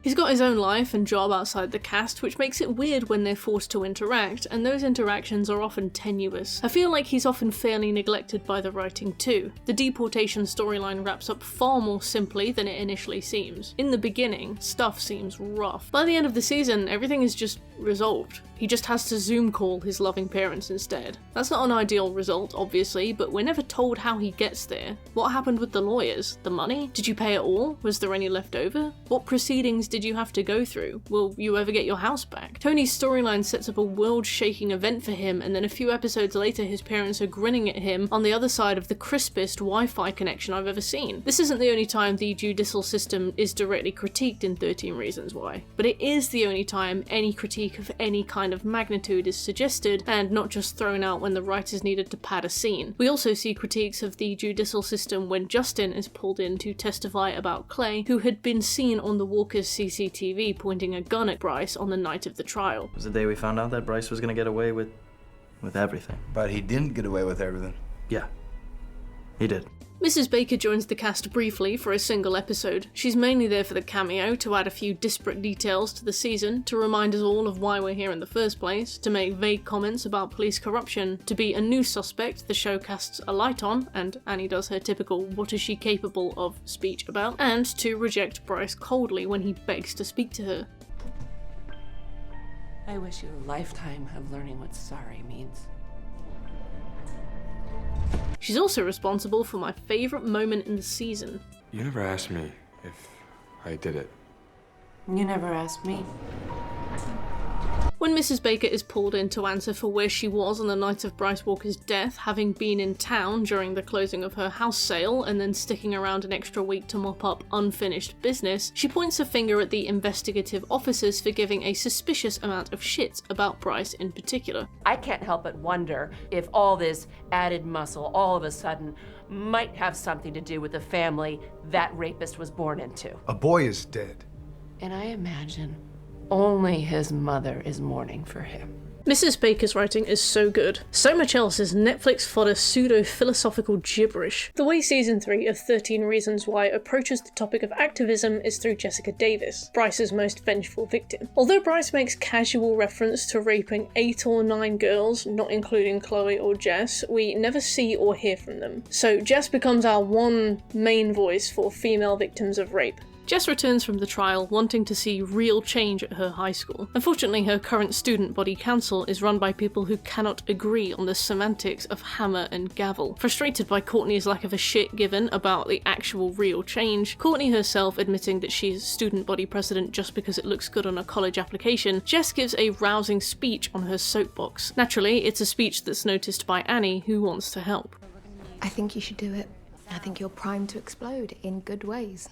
I can tell things about people. And you just walk up to people and say shit like that. Jess invites Annie to a campaign strategy meeting after school, and that's how they become friends. I mean, I'd just swap instas, but I guess that works too. We don't see any of Jess and Annie's campaign, and I think it hurts Jess's storyline not to. As you'll see, Jess's rise to power is treated with enormous contempt by the writing of this season, like she's been corrupted by her need for revenge and she's a loose cannon. Annie, initially a staunch supporter, almost seems scared of her on the day that she suggests making posters, and Jess responds, "Fuck posters," as though she's witnessing the organisation of the Munich Putsch. We need to get in there and get our message out. You mean like posters at the game? Fuck posters. It would have been useful to see the contrast between the then and the now to understand why Annie is suddenly alarmed by the concept of protest. Considering she is visibly alarmed by anything beyond making posters, surely you would have done more than make posters while campaigning.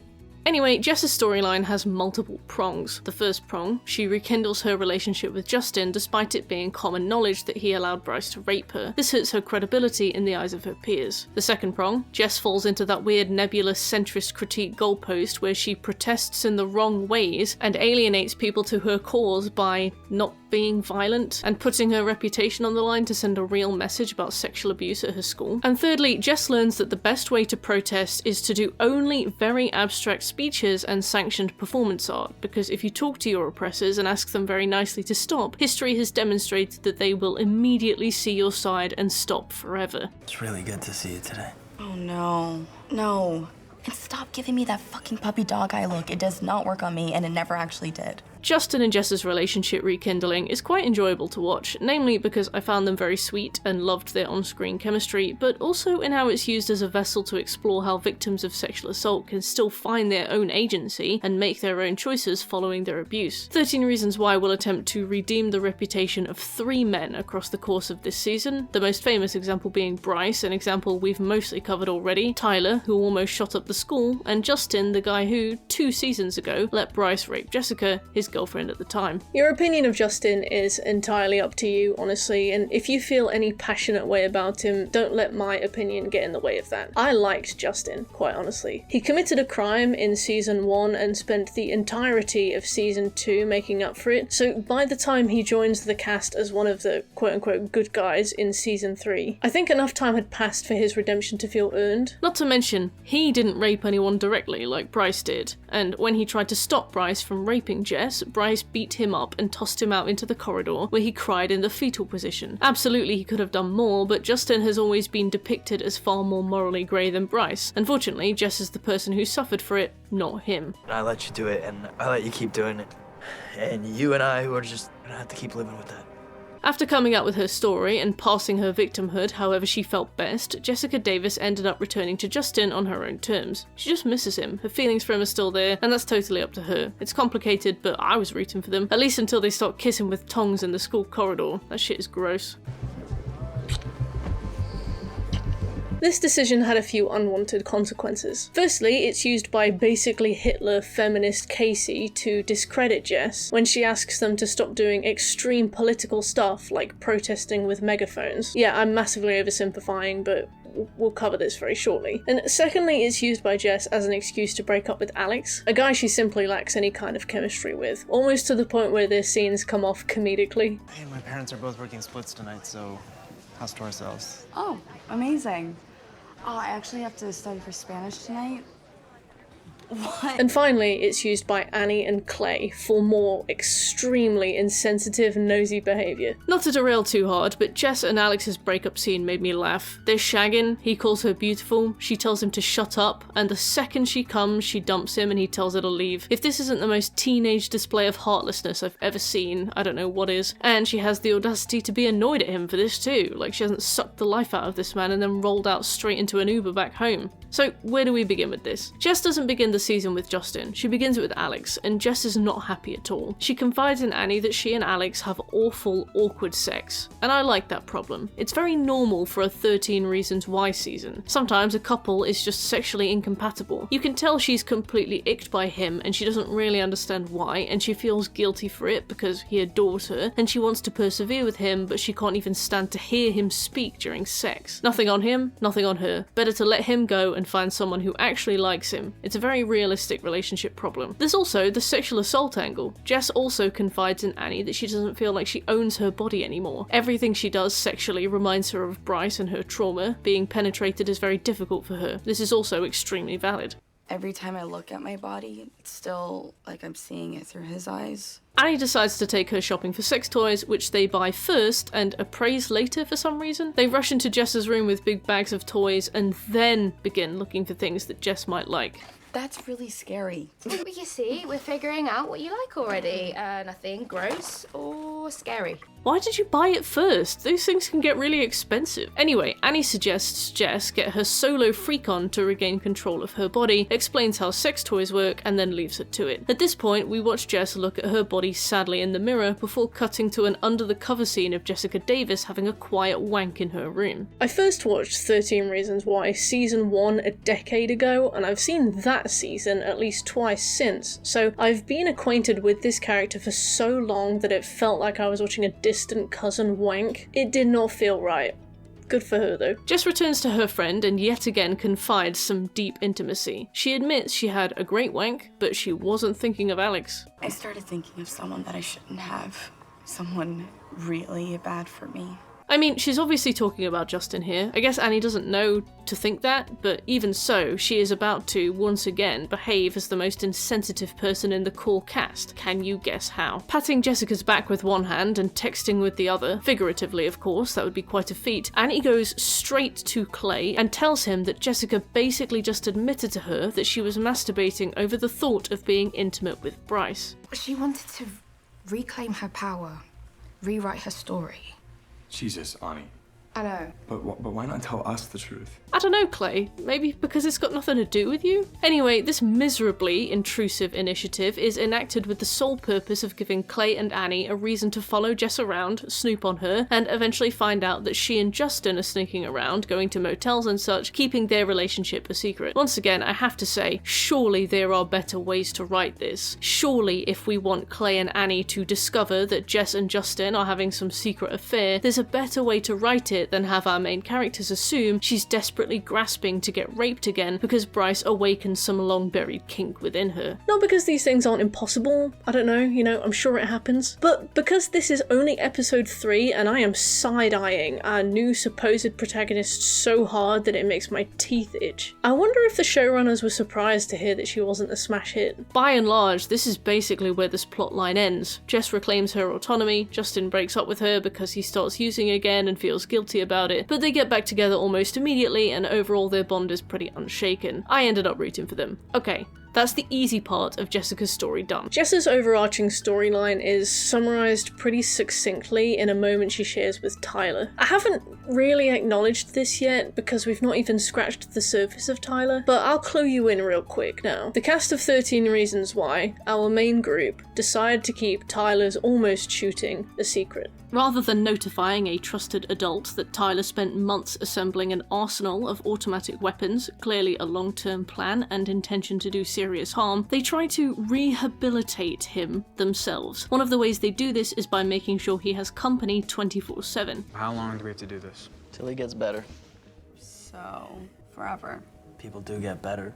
They do. We'll get onto this, obviously, but basically Jess has to look after Tyler on some nights of the week. These are nights when she's at work, so he basically comes and sits in the lobby of the Crestmont Cinema and reads books while she works and feels extremely uncomfortable having to be in his presence. She hates looking after Tyler so much that she often texts Alex to come and take him off her hands instead. Considering he stalked Hannah in the first season, photographing her in a private room with Courtney and leaking those photographs across the school, and considering he almost shot up the school, I can't say I blame her. Plus, surely your boss would ask questions. Clay behaves as though this group has a choice, but also insists that Tyler will be a danger to all of them, either physically or judicially, if they don't help out, so she doesn't really have a choice. If she doesn't help and something happens, she will feel guilty, so she reluctantly agrees to babysit him. Over time, however, they come to understand each other. In a rare moment of patience, she walks over to Tyler to ask, "Why did you almost do it? Is it worse to have no reason at all?" The only way to make the hurting stop was to make the people who hurt me hurt too.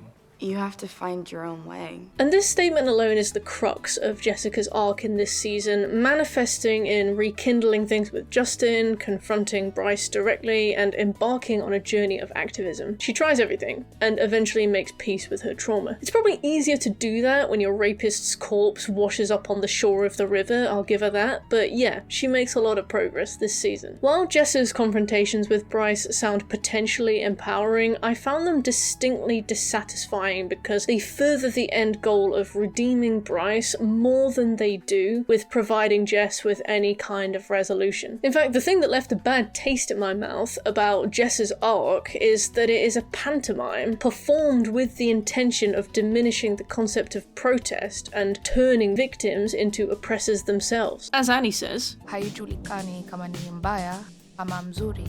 It means the good person is indistinguishable from the bad. And while this initially appears to be solely about Bryce, it applies broadly to most characters in this show. Only this show is doing a thought experiment to see if bad people can be redeemed, so all these efforts do is muddy the victimhood of sexual assault victims whilst putting their rapists on pedestals. The first time Jess speaks to Bryce is in her own focused episode, episode 3, which is titled "The Good Person is Indistinguishable from the Bad." Oh, I see 13 reasons. Oh, I see how this is going to go. In this, we see the quote-unquote good guy Jess, the victim of Bryce's unchecked campaign of sexual assault, face off against the bad guy Bryce, and the show does its best to demonstrate how they're not so different, because Jess shouts and gets angry and can't let go, and Bryce is sad. Jessica was angry. We needed to know just how angry. This flashback comes about because, again, Annie and Clay are barging their way into Jess's personal life, trying to see if she was hooking up with Bryce after the trial. So he hadn't been in touch or anything? Why do you care? She's lying. I know for a fact she's talked to Bryce since court because I saw it happen. I just can't get over this pair. One thing that frustrates me is that when Annie says, "I know for a fact she talked to Bryce because I saw it happen," we see the flashback as Annie recounts it, not Jess, meaning Annie knew the entire time what Jess had been doing and precisely why, but says nothing just to draw out this offensively written mystery. As it happens, Jess visited Bryce basically to shout at him about what he'd done to her. Maybe she thought a confrontation would bring her peace. We don't see her exact justifications, but we see it unfold. Jess arrives and Bryce is just immediately secretly the sweetest, most humble and patient person on the planet. He offers her a drink. Jess stands over him, dominating him in the room while he demurely shrinks into an armchair beneath her, taking up less space at her mercy. Jess comes off the aggressor here, and maybe she is the aggressor in a sense, but Bryce behaves the victim through and through, when in other confrontations with other characters we see him behave like an absolute shithead. You're just gonna keep doing like you do, and fucking your whole team while you're at it. I guess I'll just keep fucking your head cheerleader. Jess explains she's doing great, although it's taken her a while to get there. I thought there was something in me that was permanently broken. I don't need you to say anything, I just need you to know that you didn't break me, she explains. The parts that did break will be stronger than ever before. I went too far. You're a fucking psychopath. I mean, you destroyed lives. I hope that's not true. I'm the president of the student body now, she barks at him, like each point she's making is a cannonball being flung at him. I have amazing friends, family, and a boyfriend. I'm happy for you, truly. I only want the best for you, Jess. But it's weird, because no matter what I do, you're still on top of me. Bryce grabs her roughly. They share a look and she storms out. Annie saw the whole thing. What frustrates me about this scene is that it does very little except further Bryce's own redemption. There's nothing here about Jess that we don't already know, and instead she comes into his house and stands over him, raving and bragging in his face about how well she's doing. A man who laughed his way out of his trial, the trial she took him to, the trial she lost, now sits beneath her with utmost respect for her suffering, nodding sagely, taking in everything she says. Returning to that speech by Nora, let's stop letting his whims rule our lives and be done with anger, we find Jessica to be the cautionary tale in this moral lesson. Jessica is presented as someone who is here because she cannot move past what Bryce has done, whereas Bryce is past the anger. He's made peace with it. He is represented as someone mature, willing to take feedback, and deeply apologetic. She is stuck in the past, and not to sound like some raving lunatic myself, but I don't think that's a healthy comparison to make considering their existing dynamic. Jess's resentment of Bryce manifests in other ways. As revenge for her treatment, she attempts to cut the funding for all the sports teams and allocate them to arts and other clubs. Zach, Monty, and the rest of the team attend one of her student council meetings to complain, where she is flanked by snootily superior feminist archetypes. Jess uses the excuse that you get so much funding from the county district that you literally do not need any more money, which is quite valid, but oversteps this and insists that she intends to eradicate jock culture by eradicating the sports teams. Zach and his friends are justifiably upset, and Jess is made to look like an authoritarian dictator with a chip on her shoulder. But you can't say that jock culture is this or that. There isn't just one culture. Male athletic programs not only protect athletes who commit sexual assault, they foster a culture of violence and aggression that creates rapists every day. This amounts to nothing, and we never even hear if the club sees its funding cut. It certainly doesn't appear that way. This is just a scene used to demonstrate how Jess's interests now extend to controlling the allocation of the school's budget, which is debatable. Charlie, at this point a side character at best, comes to work at the Crestmont, and Jess is put in charge of training him. Resentful of Bryce and jock culture as a whole, she mistreats him purposefully. Get the feeling you're judging me by my friends? Well, of course I am. Everybody gets judged by their friends. I kind of wish you wouldn't. And that's funny, because Bryce pops by here too to speak to her while she is on the clock, unable to leave, again at the mercy of an implicit power dynamic the show ignores. You raped me while I was unconscious and then lied about it to everybody. I'm not that person anymore. Although the show doesn't delineate here on who is right and who is wrong, this message suffers severely at the hands of show-don't-tell storytelling. As we're all aware, showing something is a far more powerful method of getting a message across than telling something. If Bryce apologised sincerely but acted to the contrary, we'd see a far more nuanced discussion. Even if his trajectory was positive but slow with pitfalls and spanned a longer period, we'd see a far more satisfying character experiment. My dad left. You know that? My mom can't stand to be around me. Chloe dumped me. Hillcrest's a fucking nightmare. Am I supposed to feel sorry for you? Yet we see a character that is entirely sanitized and faultless for the entirety of this season. All this does is shine Jess in a light that makes her appear like an overcautious, unrelenting, man-hating shrew. This is used by Annie and Clay to work under the assumption that Jess murdered Bryce in cold blood, despite his efforts to change, out of a compulsion for revenge. This is disproven quickly when they find out she has actually been sneaking out with Justin, getting extremely kinky as she reclaims her sex life. Most of Jess's rage is funneled into her activism storyline, which certainly has potential to be one of the storylines of all time. By the time the series begins, Jess is an active member of a group she founded called HO, or Hands Off. She's also the student body president, having run for it and gotten elected in the interim. She's also in trouble for inciting a riot. You incited a riot, and there are consequences. You're the student body president, for Christ's sake. You're supposed to be a role model. We don't learn much about the actual turn of events until much later in the season, but it's arguable at best that Jess incited a riot. If the show revealed that to be true, and that Jess had been unjustly punished for what turns out to be a harmless protest that she gets assaulted during again, then I think this scene would be fine. However, it's not. Let's explore that. Jess's rise to power is depicted explicitly as harmful. We see this as early as episode 2, when we flash back to the speech that apparently gets her elected. Up on stage, Jess begins her speech by announcing she wants change. Whilst speaking, she gets heckled by the jocks in the audience. They call her pretty TV-friendly things like sexy and a bitch, either because the 13 reasons why writers wanted to keep it light, or because they think that's what a malicious pack of sports players would say, but the meaning is clear. Jess starts shouting back into the audience at first, then composes herself and pivots her speech in a new direction. I was raped by the king of this school, and I stayed silent. If you elect me, I will take down the jocks at this school.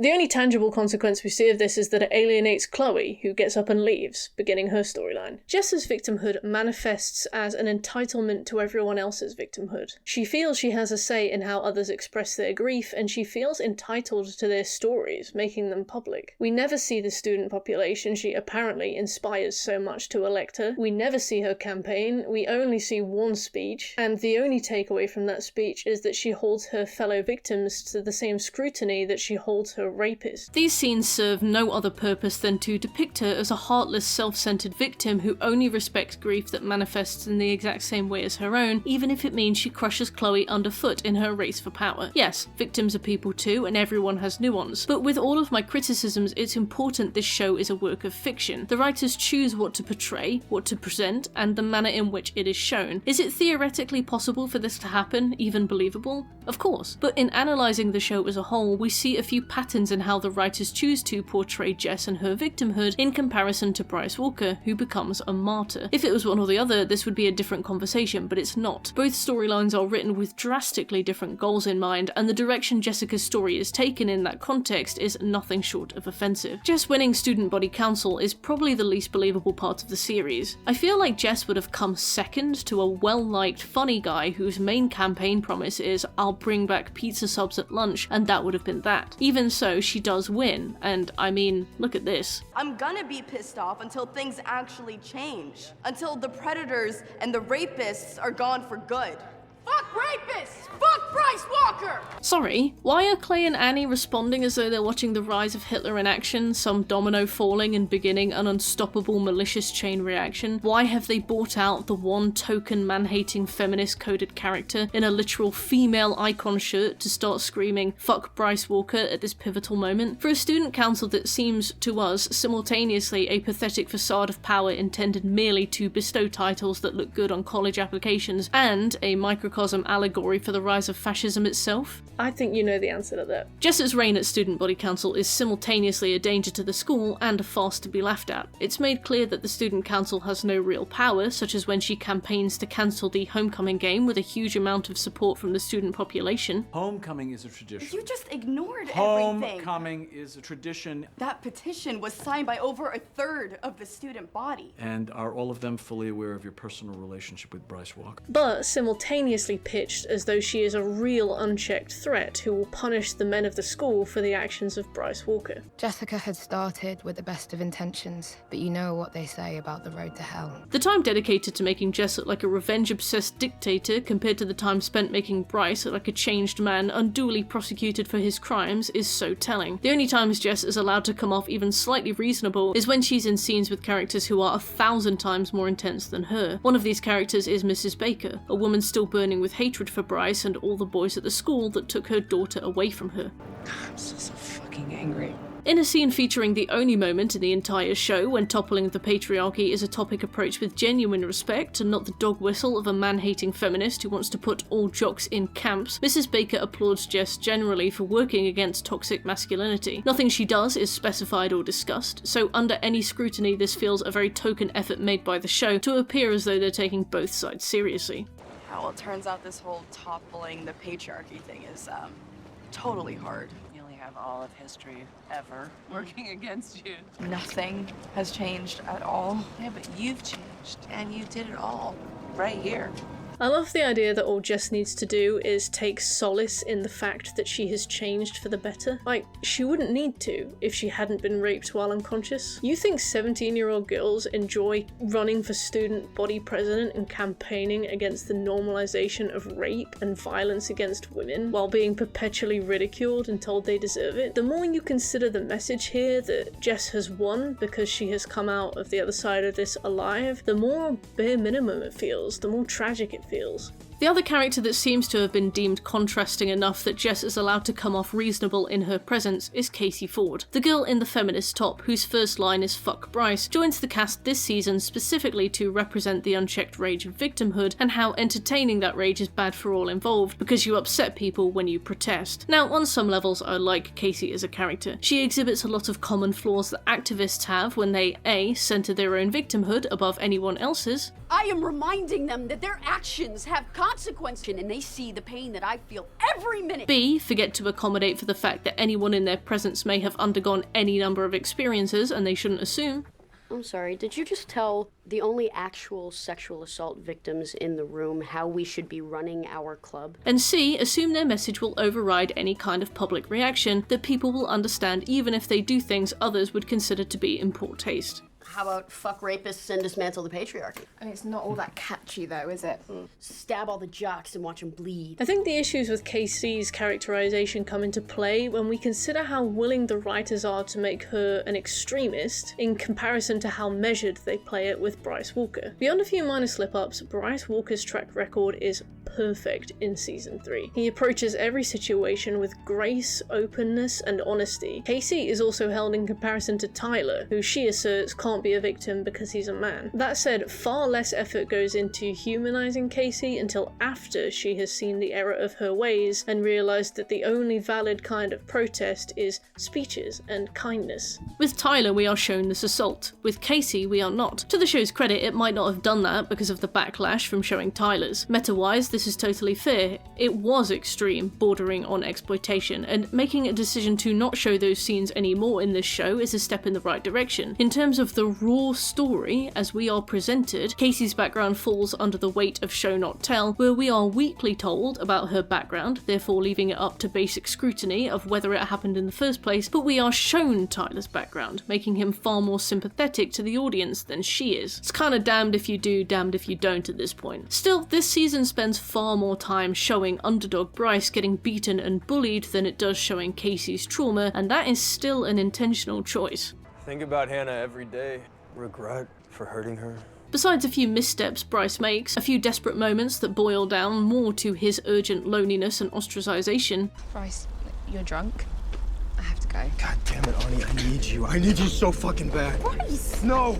He is an angel, inside and out, throughout this season, even when he's not being observed by other characters and therefore has no reason to falsify his behaviour. This, therefore, makes any other character decision very obvious. If Bryce was a more checkered character, other characters wouldn't stand out so hard against him. But since he is the most pristine, untouched white, everything else becomes very obvious. Jess wants to do an event called Take Back the Night, an international event to end sexual violence, but Principal Bolan insists the Powder Puff is our spring fundraiser event. I don't know what those are, we don't have those in England, but a cursory Google search has taught me two things. One, a Powder Puff is when a traditionally male activity or event is done or played by women, and according to the Cambridge Dictionary, an insulting way of describing someone who plays a sport in a way considered weak and typical of women or girls. so I guess I get the idea. Jess disagrees, insisting, "Girls in bikinis isn't why I was elected." The guys in the room get angry at her and start calling her a bitch, earning an extremely light chastisement from Principal Bolan, who, I mean, imagine doing that in a professional environment. He should be taking them aside and telling them to shut their mouths, but obviously he doesn't. This is a frustrating scene to watch, designed to make a viewer feel as powerless as Jess does in this moment. Bolan also later notifies Jess that Bryce will be returning to the school. He directs attention towards Jess's petition to cancel the homecoming game, asking if the student body is aware of her relationship with Bryce, implying his rape of her, a rape he went to trial for, is the symptom of a romantic affair. Naturally, this is revolting. When Jess argues, Bolan insists her safety will be of the highest importance, which is, again, not going to be true, not that things ever end up getting that far. Bolan will be used as an ally and an oppressor interchangeably throughout this plot. Whenever he needs to be someone in Jess's way, regardless of previous attitudes, statement, and literal backstory. 13 Reasons Why likes to play both sides to start a conversation, so naturally we need to use Casey to make Jess seem like she's being tempted into enacting a terrorist plot. You are way too much of a badass to let the fucking powder puff keep you from toppling the patriarchy. I need to find a way around it. Or dismantle it. Yes! Blow it up! The theme of all these scenes is activism is good, but it's a slippery slope. One minute you'll be asking that a sexist sporting event is cancelled, and the next minute you'll be planting bombs across the school premises. This means you can't be granted any power whatsoever. Whenever we have a moment where Jess takes a positive step or enacts positive change, we have Casey leap into action to shit all over it, to poison Jess's good intentions. Every time she takes action on her victimhood and makes the school a better place, we are taken aside by the narrative and told, "But don't you see how this is actually really awful and a slippery slope?" She's trying to remove sexist, male-gazed focused events from the calendar and replace them with something fun for all genders. But in a week, she could be murdering people. Eventually, Casey gets this bright idea to protest Bryce's funeral. After finding posters advertising this protest around the school, Jess naturally finds herself in a meeting with Principal Bolan. And this scene in particular is one I found to be so emblematic of the way this school picks and chooses its characters' traits for the sake of fucking with the story that, you know what,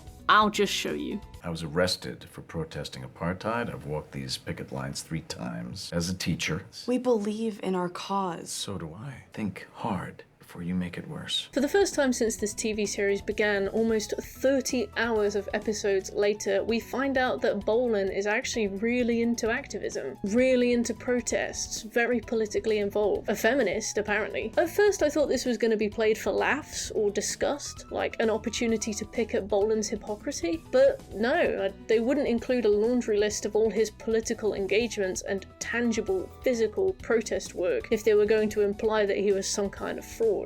The man who, in previous episodes, insisted on keeping a powder puff event going as tradition, now suddenly reveals he is keenly involved in activism across the political spectrum, who was arrested, risking his entire career for trying to do good in the world. You can argue that Bolan is merely a multi-dimensional character, a human being with human hypocrisies, an old-school protester who cared about certain issues and doesn't understand others, and that Jess is there to outgrow him on some level, stepping outside the lines of his authority to make her own decisions on her own experiences. Unfortunately, this speech by Principal Bolan is enough for Jess to see the error of her ways and relent, returning to notify her group that they will not be going ahead with the funeral protest. Casey, now running on her own steam, rejects Jessica's proposal. You're not making any change, you're just making noise. I am making them uncomfortable. The funeral protests go ahead anyway, and Jess takes the fall. Annie spends the whole time watching in horror, her friend now turned dictator completely running rampant with unchecked student body power. I see the merits of a show that tries to demonstrate the perils of militant activism. I think it is possible and warranted to critique movements with good intentions and harmful expression, movements that engage in violent protest or harm innocent people. There are also lessons to be learned about individuals who co-opt well-intentioned movements and steer them away from being a force for good. Jess's storyline seems primed to turn in that direction, but 13 Reasons Why is too protective of her as a main character to actually have her doing anything harmful, so all these cautions she receives feel unwarranted when the worst thing she does is interrupt a football game. Jess did not incite a riot at the homecoming game, she was assaulted, and the most unsavory thing her group did, against her wishes, was protest a funeral, broadcasting their intention to do so days in advance, giving the Walker family plenty of time to notify electrify the funeral home in advance, potentially provide a bag check area, or some added security, maybe make it invite only, especially since police officers were in attendance. Like, what are you doing here? Nothing? I know that protesting funerals is a touchy subject, and you might say, what if that was your funeral? But I simply would not rape 10 people. I just wouldn't. And I don't think my parents would be proud of me enough post-mortem that my funeral would be a big public event, everyone invited, if I did. The worst thing Jess is responsible for, and not even technically that responsible for, since she opposes it, is something I would consider to be in poor taste. Yet the show frames her rise to power like the miserable domino effect of 1930s Germany. Jess and Tyler do eventually reconcile, or rather Jess reconciles her differences with Tyler when he opens up to her about what Monty did to him in the previous season. If you've not seen my video on that, Tyler is viciously beaten and raped by Monty de la Cruz, whose story is simultaneously about to take a very interesting turn and somehow hasn't been remotely relevant in this video up until this point. Tyler does not open up to anyone about this for a while. In fact, the first person he opens up to about this is Bryce, and we all know Bryce, nature and nurture 5-star rapist, Academy Award-winning misogynist. When Tyler shows up to the motel he's staying in, gun in hand, demanding to know what Bryce knew about what Monty did to him, Bryce surely isn't going to tackle this with infinite patience. He's not going to have a countenance I could only compare to Jesus Christ himself, right? Infinitely forgiving, loving, and nurturing. You're right, I hurt people. I don't get to start over. Because no one's gonna let me. Yeah, no, he is faultless in his compassion. Torn to pieces with concern for a boy he previously had a hand in bullying, Bryce decides to make things right by confronting Monty in person, one of the many dangling possibilities as to why someone had him killed, obviously. He's even the first person he shows his suicide note to. I have to do something. What if I can make it so that you're not afraid anymore? I mean, look, I can't take those memories away from you, and I can't get rid of Monty. But I think I can make it better for you. I love how the script here has to specify that Bryce has no intention to kill Monty, just to wipe that possibility off his character. There's no nuance with Bryce. He is a good person who would never harm others, even if he believed he was doing a good thing. The next person Tyler opened up to was Clay in episode 8. I won't include Tyler's play-by-play because I've already told you in this video and the last, and it's quite graphic and extremely depressing. I feel like I want to hug you right now. Would that be alright if I hug you? Honestly, this is an extremely impactful scene. I'll be real, I cried. And honestly, who wouldn't? Hearing that he went to Bryce first in a flashback cheapened it a bit for me. Can't really explain why if I'm honest, but this moment with Clay hits exactly how it's intended to hit. Just two guys sharing in the moment of the reveal of one of the worst things imaginable, utter violation, shared understanding. Both actors are on their A game here, and yeah, I cried. Well done. Especially since Clay didn't think about asking Tyler if he was okay until Mr. Porter pointed it out during his brief visit to the school. Sudden change.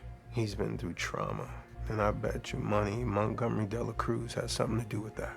It demonstrates a culmination of Mr. Porter's own character arc to finally be observing the people around him, finally noticing the signs he was supposed to notice, and finally making positive change. She didn't really want to help him. I mean, not if she hired you. Yeah, well, thanks for that. I'll get on to discussing Tyler as a whole later on, but these scenes I felt were fantastic and very satisfying for the audience, and me, I'm the audience. Anyway, Tyler opens up to Bryce, and Bryce provides a solution. Tyler opens up to Clay, and earns companionship and empathy, and finally, he opens up to Jess, and earns absolution. I'm so sorry that this happened to you, and I'm so sorry that I didn't know. It's okay.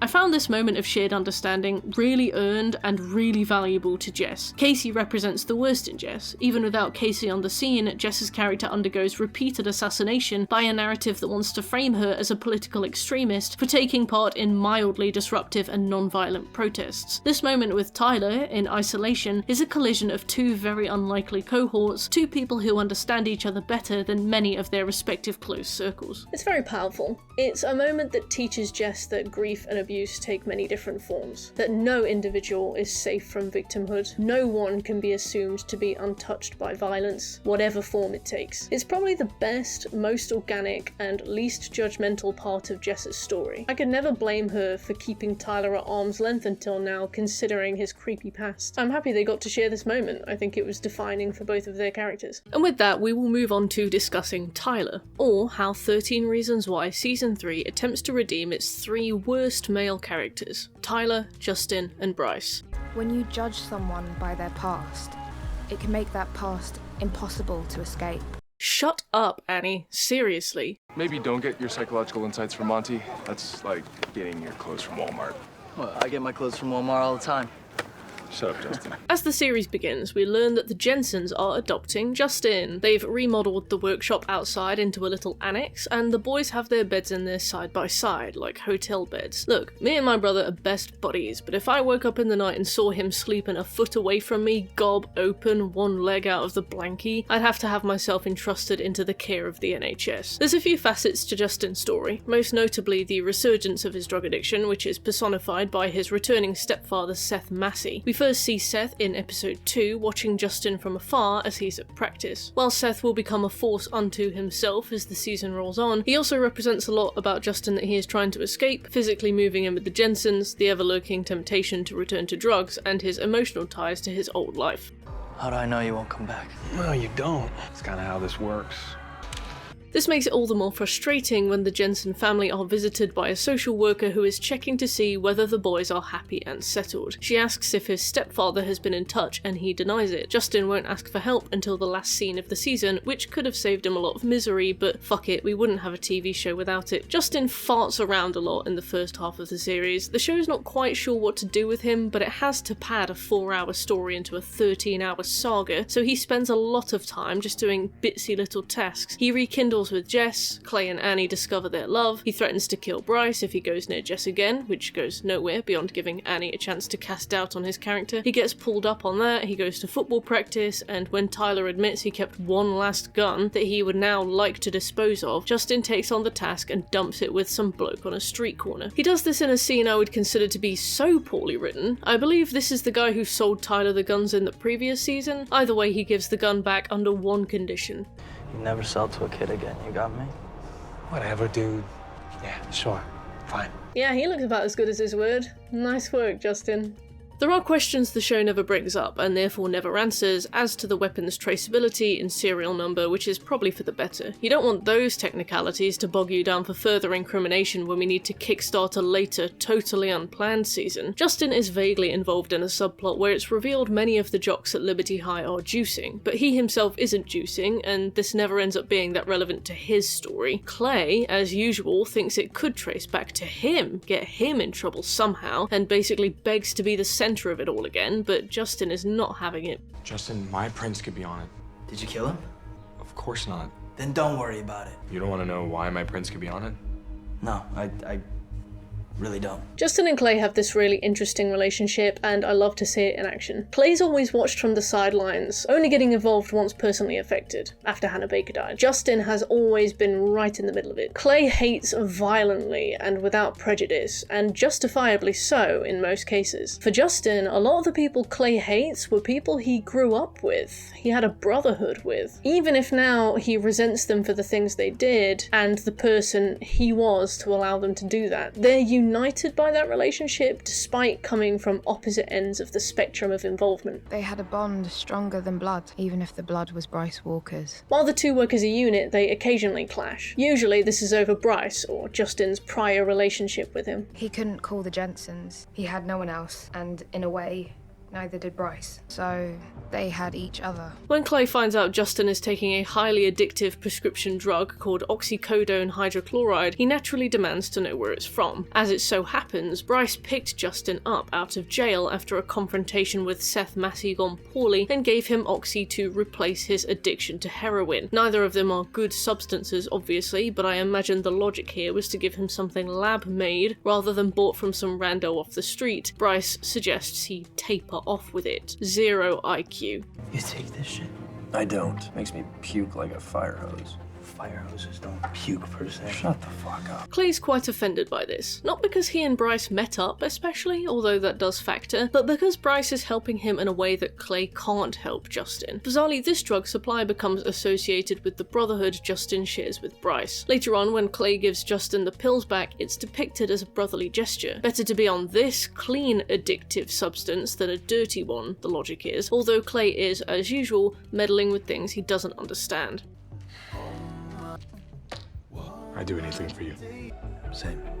One thing I like about this quirk of their story, not that it's good, but rather that it's interesting, is the different connotations one might glean from Bryce's behaviour depending on how you choose to read him. Is he giving Justin Oxy because he is genuinely scared that he will end up dead and wants to offer him a lesser temporary evil to take as a controlled substance, or does he want to make Justin depend on him? And depending on which of those you entertain is more likely, what does it imply when Clay adopts the same generous measures? Is it so important to Clay that he take Bryce's role away from him that he ends up exacerbating Justin's addiction?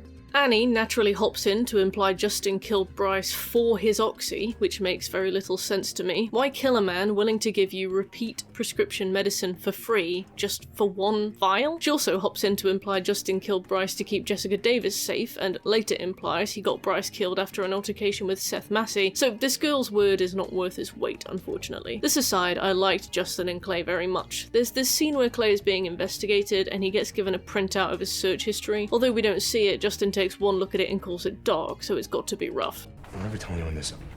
I write fan fiction, and you have to kill a character sometimes.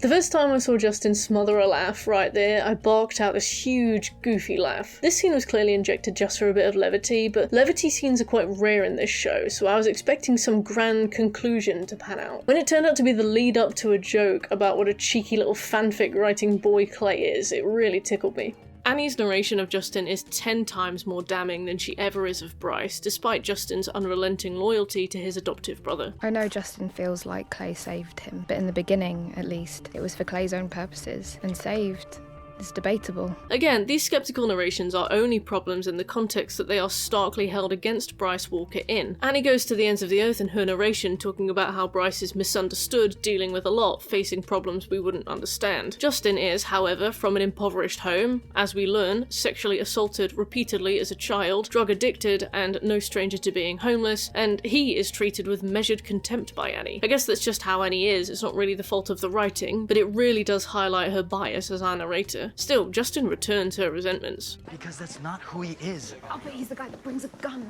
to Bryce's house. You know what, Ani? Fuck off. Out bloody standing. Justin's redemption works for two reasons. One, it begins in season 2, giving us ample time to organically flesh out his change in character, the multitudes of events that caused his change in character, the challenges that still face him, and approach with care every stumble he makes. 2, he physically lives with an extremely flawed main character, operating as the yin to his yang. Clay's a very serious guy, and Justin is dopey but loyal, like a golden retriever. He brings much needed himbo energy to the household. And 3, he actually does stuff that helps other characters. The audience likes it when you do good things, and he's nailed that.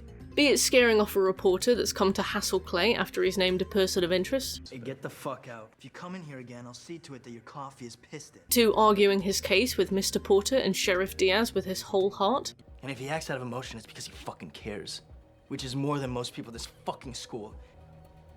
To standing by Clay, even when no one else will. No, you just gotta walk back in there like you know the truth and just fuck everybody else. The reason Seth is hanging around Justin is because he believes Justin owes him money and threatens his new family. Justin agrees to sell for him, and this is when his addiction resurges. He skims the product so he can smoke and inject it himself, landing himself in even more trouble. Justin's biggest lesson this season is accountability. He gets back into the football team and enjoys it, but after months out on the street, he struggles to regain himself physically. His coach, oh my god, is that Henry from The Last of Us? Delivers a bit of tough love, getting him back out onto the field. You want me to go? You got reason to stay? I can't give it to you. You gotta find that for yourself. Or go do some drugs, like white trash do. All I know is you go back there, you ain't getting back out again. So you run that track, 2 miles. Justin's drug use goes undetected for a while, but threatens to catch up with him when the team are tested for drugs before a big game. He's so stressed throughout the game that he can't focus, earning him scrutiny from the coach again, who demands to know what's up. Justin gets super defensive. What do you want me to say? I messed up, coach. That's what I want you to say. Don't give me whatever's a piece of shit word. Did you make your coverage on that last down? No. No, sir. No, sir. That's all I want from you. Like an apology? No apology. Accountability. It's funny that in 2 scenes, the coach teaches Justin more than any other male role model ever did. Ironically, Justin is the best fit for Annie's speech about men not having proper men to follow. He truly has 0, but even so, he is staunchly moral this season. Even without a man to follow, he's got the critical thinking skills enough to understand right from wrong. When he does get one, he learns fast and retains. Of all the characters in this cast, Justin is the most deserving of guidance that he ends up getting far too late to be of use, as I've been tipped off about a particular development in season 4. Stuff sinks in with Justin. He doesn't make the same mistake twice. Drugs are more than drugs in this story. To Justin, they represent how alienated he feels from his peers. He joins the team because he loves his friends, but feels so changed by his experiences on the street that he can't quite get on the same level anymore. It represents his refusal to reach out for help, instead trying to go at things alone, his mistrust of others, and his fear of being judged. When his drug usage is about to be brought to light, this goes tenfold. How it all seemed so easy for them, and he felt more and more lost. Yet he's learned a lesson about accountability. Coach has taught him that it's not about coming up with excuses, explaining what's happened. You don't have to have a speech prepared for every mistake you make. Instead, it's about owning up to it. In Justin's pivotal act this season, he admits to Zach that he will not pass his drug test. I'm not gonna pass this drug test. I can't help you. I know. I just wanted you to be the first person I told. Despite Zach's no exceptions rule on drug use in the team, seeing this change in his friend softens him, and he switches the samples so that Justin does not get caught. This time, at least. Justin finished this season as one of my favourite characters. That, in my opinion, is exactly how you write a checkered past. Bryce does have his own problems, obviously, but he's a mega rich kid with loads of friends who has loads of parties, takes part in loads of hobbies, and excels academically with only a minor bit of effort. I don't find him that easy to be sympathetic towards, if I'm honest. Justin, on the other hand, has had the deck stacked against him from moment one. I feel far more inclined to root for him. Would there have been a trial if Hannah hadn't killed herself? Would Hannah be dead if you hadn't raped her? Take some fucking responsibility.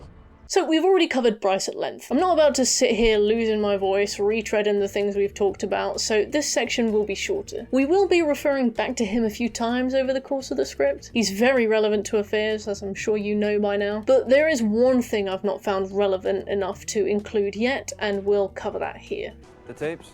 I'll listen. That's so gracious of you. Please don't do it on my fucking account. No, I want to listen. After making some excuses about how he never had time to hear the tapes, how he never got given the tapes, Tony eye-rollingly correcting him on every weak justification, Bryce finally listens to his tape. Yes, if you recall all the way back in season 1, Hannah left 13 tapes for 13 reasons, and if you recall, Bryce never listened to his tape. I don't remember if he had the opportunity and rejected it, and I'm not trawling through 13 hours of TV just to find out, so you'll have to tell me in the comments if he does, but Bryce does indeed sit down in season 3, episode 10, and listen to his tapes. Episode 10 is the closest we can get to Hannah's dedicated episode. She can't be there obviously, so her mother visits from where she's now living in New York City, catches up with some of the cast, leaves Clay a very sketchy voicemail about Bryce. I want to fucking kill him.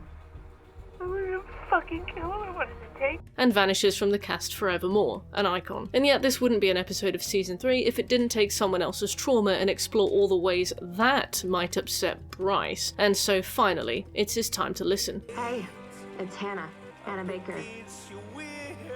And adjust your whatever device you're hearing this on. As an acoustic cover of The Killing Moon by Echo and the Bunnymen wafts serenely over the scene, Bryce soberly nods his head. With a visibly heavy heart, he listens to the tapes in silence as the thrum of the city rolls on in the background, streetlights like fireflies and "Oh, you're done? Oh, great." As Hannah says, "How do I live with that?" Bryce flinches away from the pain of memory and casts an eye over an uncaring city. It was Justin's tape. Should have been mine. 1, your tape is coming up. 2, they're all your tapes.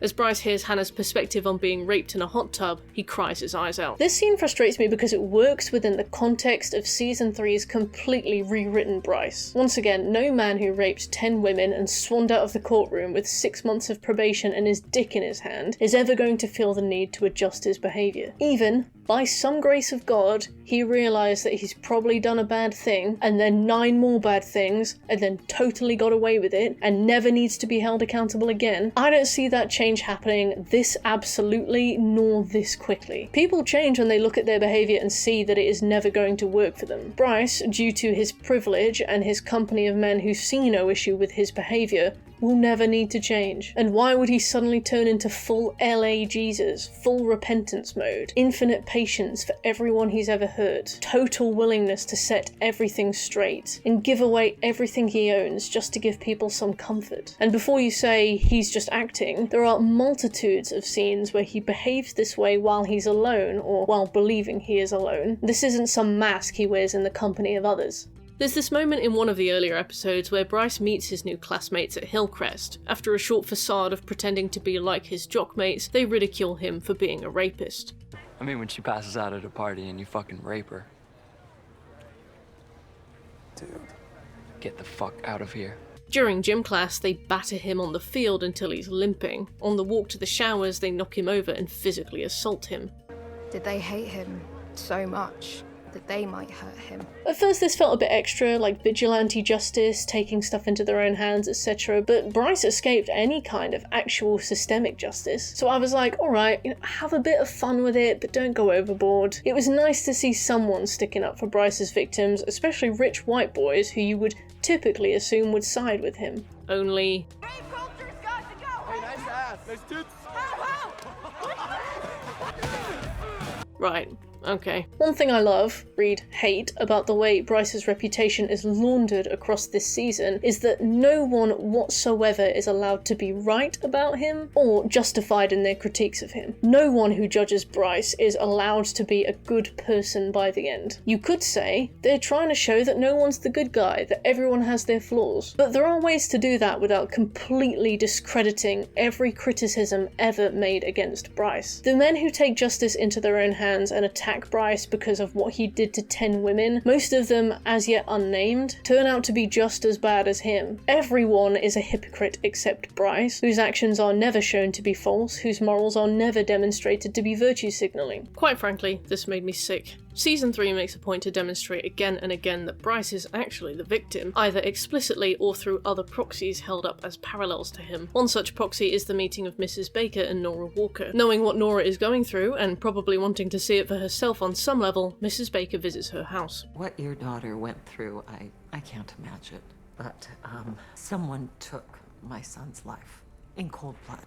That person should be held responsible. This scene mainly serves to address the fact that Bryce tried to reach out to Mrs. Baker about Hannah shortly before he died. A move I would call ill-advised, even in the most careful cases, but he's like a bull in a china shop. It also sees Mrs. Baker attempt to convince Nora to stop targeting Clay as the assumed killer, which Nora is fully doing at that point. Once again, Hannah and her mother are used in scenes to facilitate the storylines of other men, Bryce and Clay. These scenes explicitly compare their respective deaths, and even elevate the tragedy of Bryce's. Hannah killed herself, but Bryce was killed in cold blood, and according to Nora, that person should be held responsible. You're allowed to change, but the people around you don't have to forgive you, and this is where 13 Reasons Why deviates onto this path of injustice for a man who doesn't understand why his unprosecuted crimes from less than a year ago are still being treated with resentment from a cast of people he directly affected. You're allowed to change, just maybe do it somewhere else. We're not supposed to be rooting for Nora here. She's obviously on a bad track full of false accusations, but the reason we're supposed to be opposing her is because she is unfairly targeting Clay. Hannah's story is just a vessel through which this point is made. Like Annie, Hannah is wheeled out when it's important for Clay's character.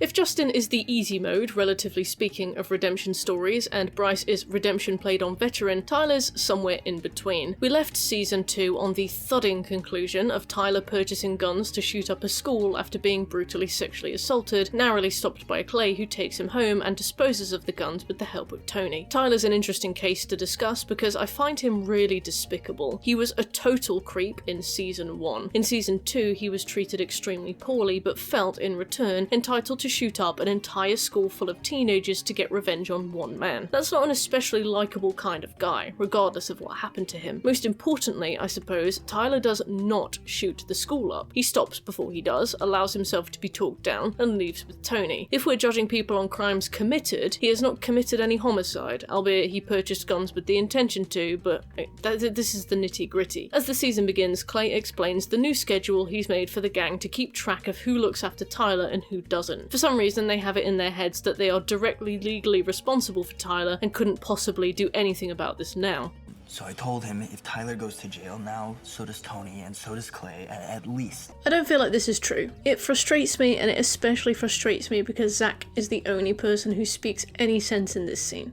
He was fucking stupid. Going out there, stepping in front of a gun like that, acting like a fucking hero or something. We make sure there isn't a next time. That's insane. Clay? Clay's snapback is that he was driving away with the guns long before the cops arrived at the scene, meaning Tyler would have had plenty of time to go ham at the school dance before anyone arrived to save the day. I appreciate that, but it doesn't discount Zach's point. Regardless of what Clay did in the moment to save the day, as ill-advised as it was, that doesn't mean you can't tell an adult. I suppose this is Clay Jensen behaviour all over, but it's not your job to now have absolute control over Tyler's life, to prevent him from doing something that it's very easy not to do. Millions of people don't commit shootings in schools every day. Don't act like he needs round-the-clock care.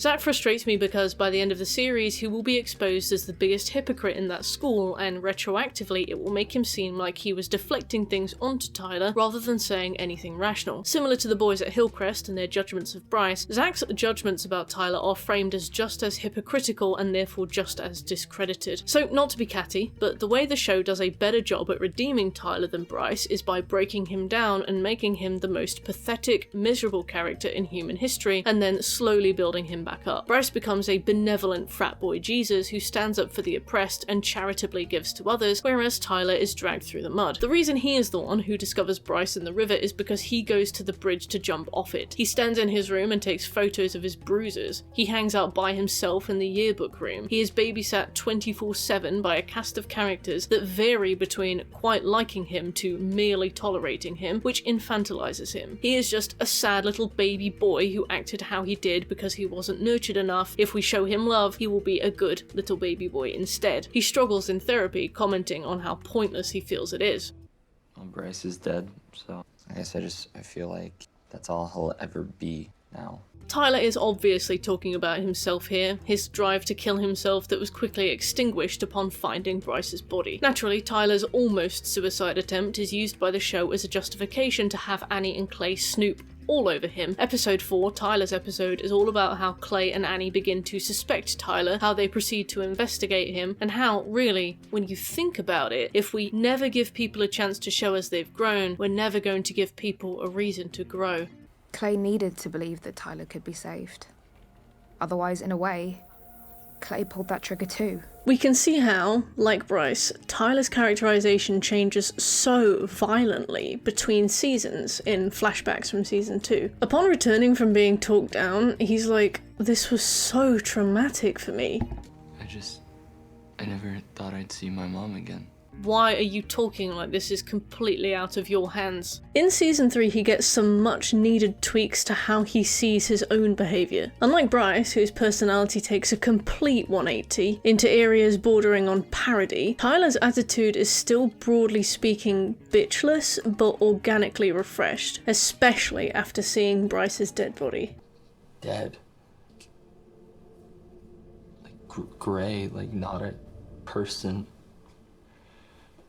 Tyler's character gets a lot of attention by the writing, and I don't mean he gets a lot of screen time. I mean a lot of thought was clearly poured into how he would behave as both a victim and a near perpetrator. One scene sees Clay sneak after Tyler, who leaves the school premises to pee in a nearby trail, too traumatized to use the bathroom. They even rush past a stop sign. How symbolic.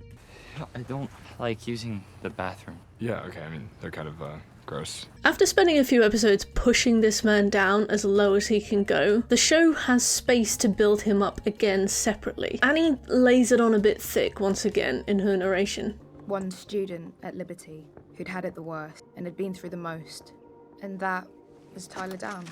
Debatable, Annie, but I see what you mean. Tyler's eventual road to redemption takes a few particular turns. Firstly, he gives away his final gun. The group initially believe he was saving that to kill Bryce with, but it's eventually revealed that he was saving it in the event that he wanted to kill himself. Spring Fling had always been a suicide mission, and when that didn't work out, he went looking for closure in other ways. Secondly, he tells Bryce about what Monty did to him, which we've covered. This allowed him to rip off the band-aid, so to speak. Telling Bryce, I think, gave him the courage to tell Clay and Jess, realising that saying those words out loud wouldn't turn people away from him. Thirdly, we see that his 24/7 coverage allows him to spend time in the company of others. Initially done as a precaution to keep him from hurting others, eventually Tyler finds himself heavily involved in Jess's activism, loving boxing as a hobby, and forging proper friendships. Tyler, with guidance and therapy, finds healthy ways to let out his emotions. You got all this shit inside your head that you can't say, right?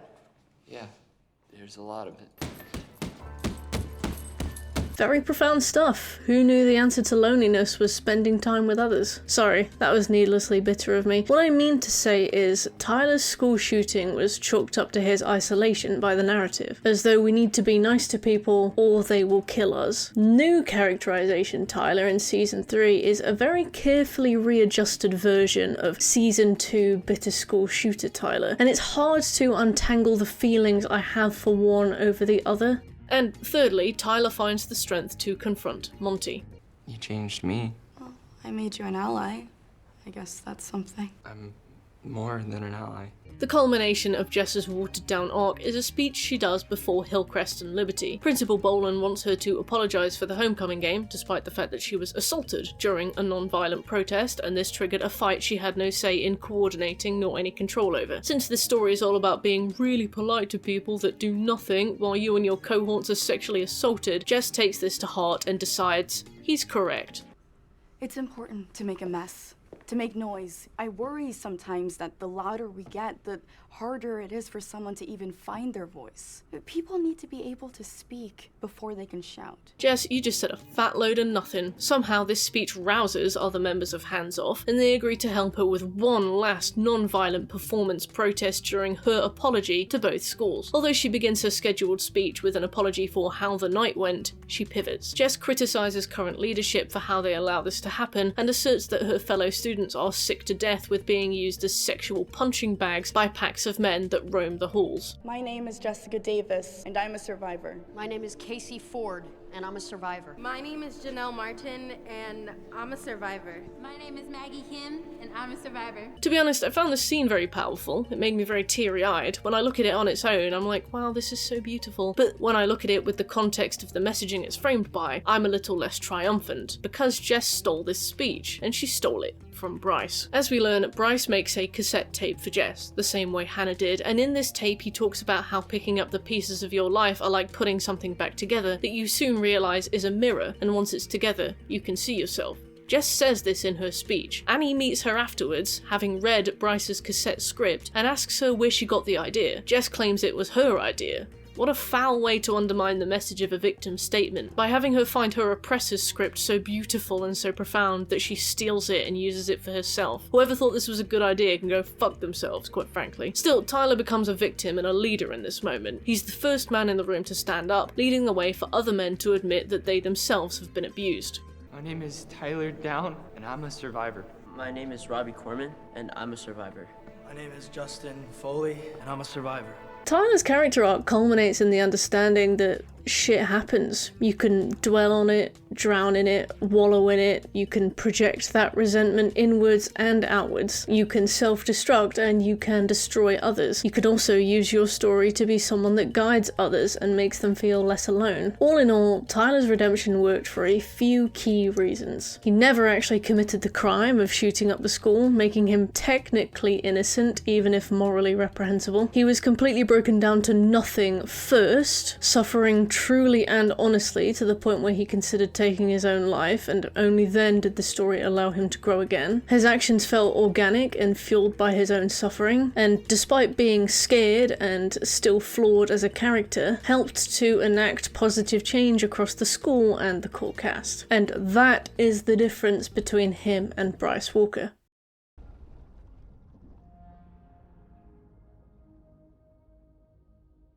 So, wait, who killed Bryce? Everybody's looking at me like I must be glad that he's dead. Was it Jess, behaving like some Black Widow?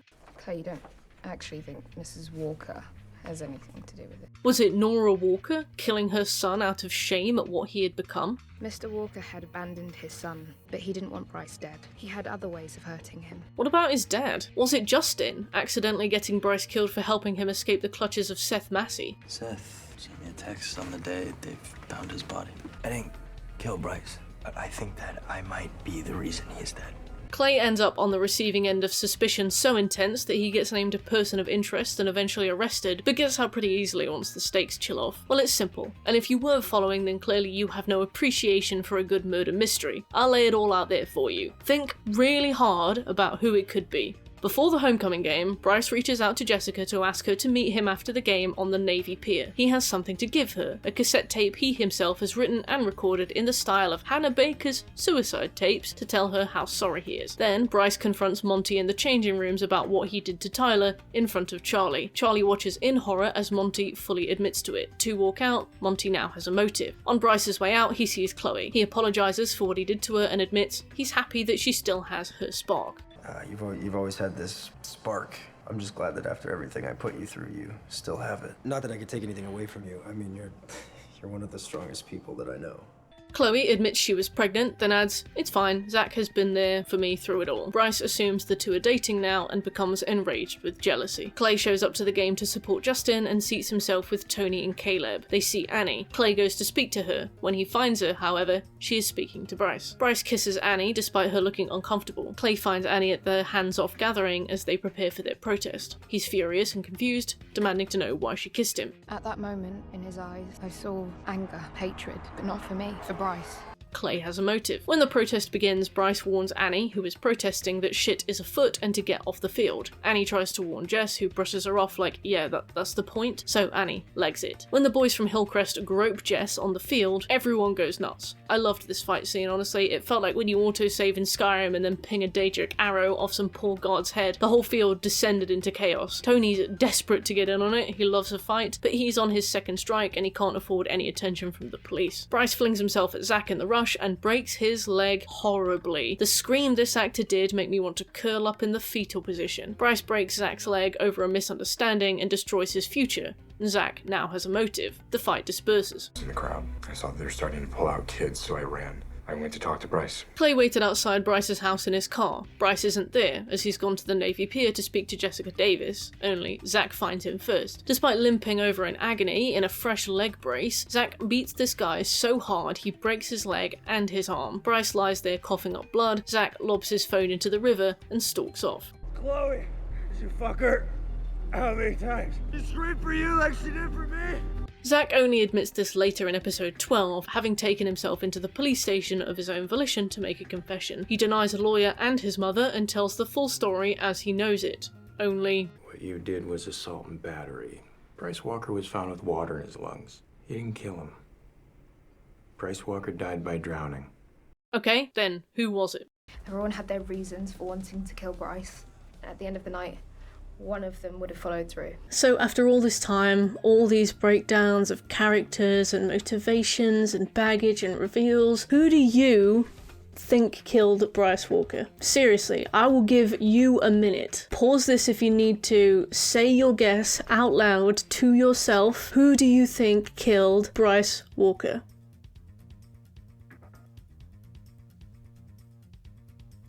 Correct, it was Alex Standall. I knew this going in because about 400 of you told me in the comments section of my video on season 2, so thanks for that. Although it took the wind out of the sails of the mystery, I have to say, knowing what to look for from the beginning really helped me understand how half-assed this reveal was. Knowing that Alex had done this, I paid really close attention to him throughout the season, watching for hints in his behaviour and speech. And I'll be honest, there's nothing that indicates he's the killer of Bryce until much later on, if anything. There are a few scenes where he talks to Jess, who was present for the murder, and she's like, "Shut up, you don't want people hearing us talk about this, they'll know." But every character on the cast has 2 of these conversations per episode, always red herrings about other unrelated plot points, always bullshit, so I don't count it. I feel like the writers wrote this season, wrote all the interconnecting plot points, all the complications and reveals, and then decided who had killed Bryce based on that. And I feel like they didn't really want people to guess who had done it, so they picked someone that had so little to do with affairs that no one would ever assume it was them. And then they made his death sort of an accident, sort of not, and overall this reveal was half-baked and reeking of shit.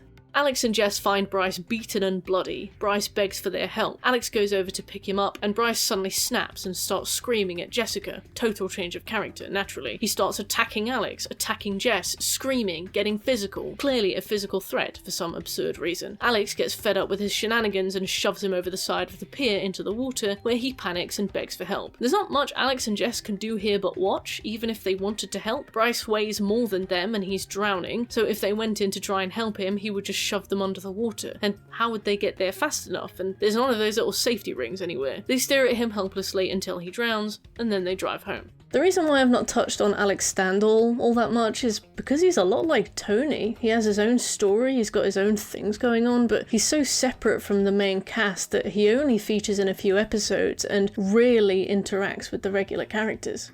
Alex Standall's arc is all about the perils of steroids. Yeah, this season takes a weird turn. In real life, anabolic steroids or performance-enhancing drugs that give you crazy, typically unachievable by natural means, gains in the gym, but they come at a cost. For this purpose, they're often prescription only. Acne, insomnia, and mood changes are going to be the least of your worries if you abuse them. An overuse of steroids can cause infertility, ball shrinkage, erectile dysfunction, and hair loss in men. Personally, I don't care if someone uses performance enhancers unless they're abusing them, obviously, which I feel should go without saying. They're a lot like liposuction or Ozempic as far as I'm concerned. Transparency is key. Don't be posting yourself on Instagram and selling your workout routine if you're juicing. The same way, you shouldn't be shilling flat tummy tea if you've had a gastric sleeve and 2 years of Ozempic injections. Do what you want with your body, just be honest and don't be an idiot. In 13 Reasons Why, steroids are presented misleadingly. They're approached with the same whispered caution as substances like heroin, hushed whispers about dealers and getting set up with a guy. The kids talk about whether someone is clean. Justin makes comments suggesting drugs are drugs, they're all the same. Considering drugs are approached with honesty in Justin's storyline, I find it difficult to believe that the writers chose steroids as an example as a form of self-censorship. But it does come off as farcical when everyone's acting like steroids are the new crocodile. Still, the steroid usage in this show has one very obvious purpose. It is a physical, direct representation of toxic masculinity.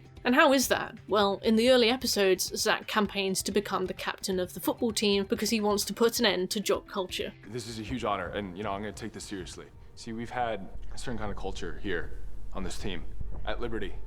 But that's gonna change. I didn't want my time at Liberty to be about the clubhouse, girls getting raped. I knew that we could do better. He's got big ideas, and his arc is all about learning that leadership can be a situation of extremes, but it can also be a situation of compromise. Zach's a man who does things by the book, no matter how dorky it comes off. We see this in action the moment he teaches Alex how to lift, stopping to make sure Alex has the appropriate shoulder neck guard for doing squats so he doesn't injure his shoulders. Zach totally trusts that none of his team juice. So totally that when the police show up to search the lockers for steroids, he welcomes them in and tells them to help themselves. They've got nothing to hide. We talked about it in preseason. Liberty Tigers play clean. I say go ahead and search. As it turns out, quite a few of the guys were using steroids. This brings one lesson thundering home to Zach. Bryce and his influence are still very much alive in the locker room of Liberty. Still, Zach refuses to rat on his boys. I've known kids, all kinds of kids that juice. What kids? Who? I mean, I can't think of any names. But even so, he realizes that leadership isn't so much pointing fingers and assuming people will behave exactly how you want them to behave. The boys at Liberty don't respect Zach, they respect Bryce. Bryce allows them to behave however they want, do whatever they want without consequence, because he's willing to dress it up however they need to make them feel like it's just team spirit. Bryce even meets Zach at a gas station at an undefined time, but in a flashback, to mock him for being weak. I didn't ask for your advice. Nope. You're just gonna keep doing like you do. and fucking your whole team while you're at it. The team aren't happy about Zach's involvement as captain because they know he will hold them to a high standard, especially Monty. He mentions bitterly to the coach that he knows he received enough votes to be made team captain but still didn't get it. And honestly, fair. Why let people vote if you plan to elect whoever you want to elect anyway? That said, it certainly shines a light on Zach that he was selected personally by the school. And this is, again, because of the steroids metaphor. The steroids represent the toxic masculinity of the previous team and how it continues to linger in secret, even when Zach insists his team are clean. The school doesn't care about the sexual assaults happening on their campus, but they do care about their star athletes being implicated for using performance-enhancing drugs. Zach's a man, so they trust him not to make a big deal about sexual assault. He's a safe bet for them because they believe he shares common interests and won't overstep the boundary line to make statements like Jessica Davis does. And to be real, they're probably right. Zach spends so much time losing his faith in humanity over the way his cohorts behave that he has very little time to do much else in the series. He lost trust in his team when they all turned out to be juicing, and so he began to resent them for the people they really were. Eventually, he resigns as captain. Alex ended up getting onto steroids. Ironically, in the very gym session Zach gives him a proper shoulder guard in. Luke, the man who hooks him up with steroids, becomes the devil on one shoulder, and Zach is the angel on another. Hey, if you want some shit to get you started, let me know. Come see me later and don't tell Dempsey.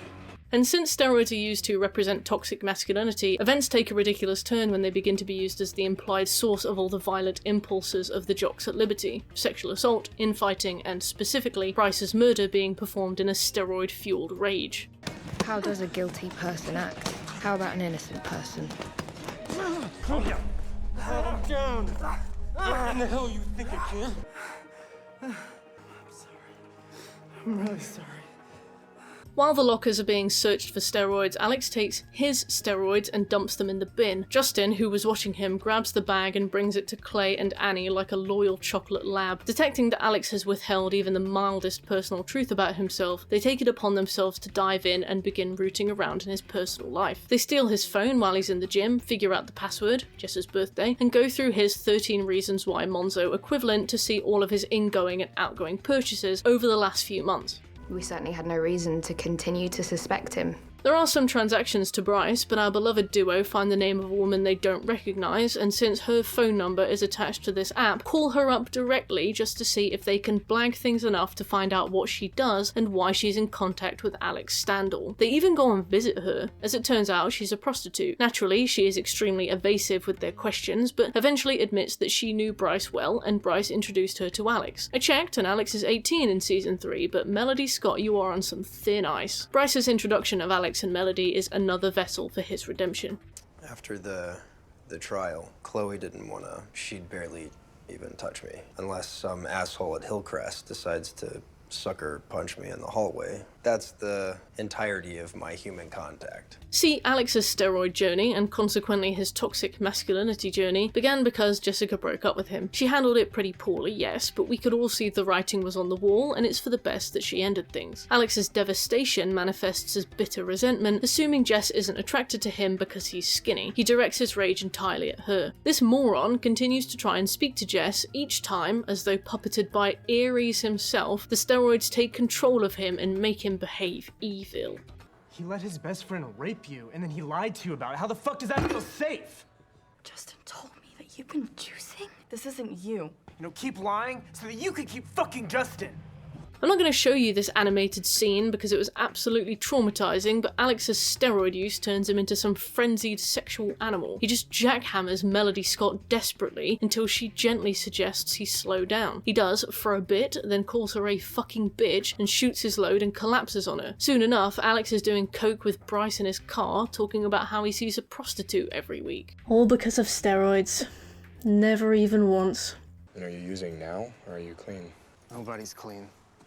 The hold that Bryce Walker begins to have on Alex ends when Bryce engages in some risky behaviour in Alex's presence. Only Alex's, mind you. The first instance occurs when they go to vandalise Bryce's dad's house. Bryce makes a guess as to his dad's new address, gets it wrong, and the pair end up inadvertently scaring some poor kid to death. The second is when Bryce takes Alex and Monty to a house party. Monty gets sucked off, feels ashamed for enjoying it, and beats the guy who did it. Bryce pays him off, then takes off drunk in his Jeep, smashing the tail lights goodnight that Tony will later fix in the process. Alex, sick of his antics, cuts contact with him then and there. I don't want to believe someone we know killed Bryce, but it seems like everyone we know had a reason. Except Alex, quite frankly.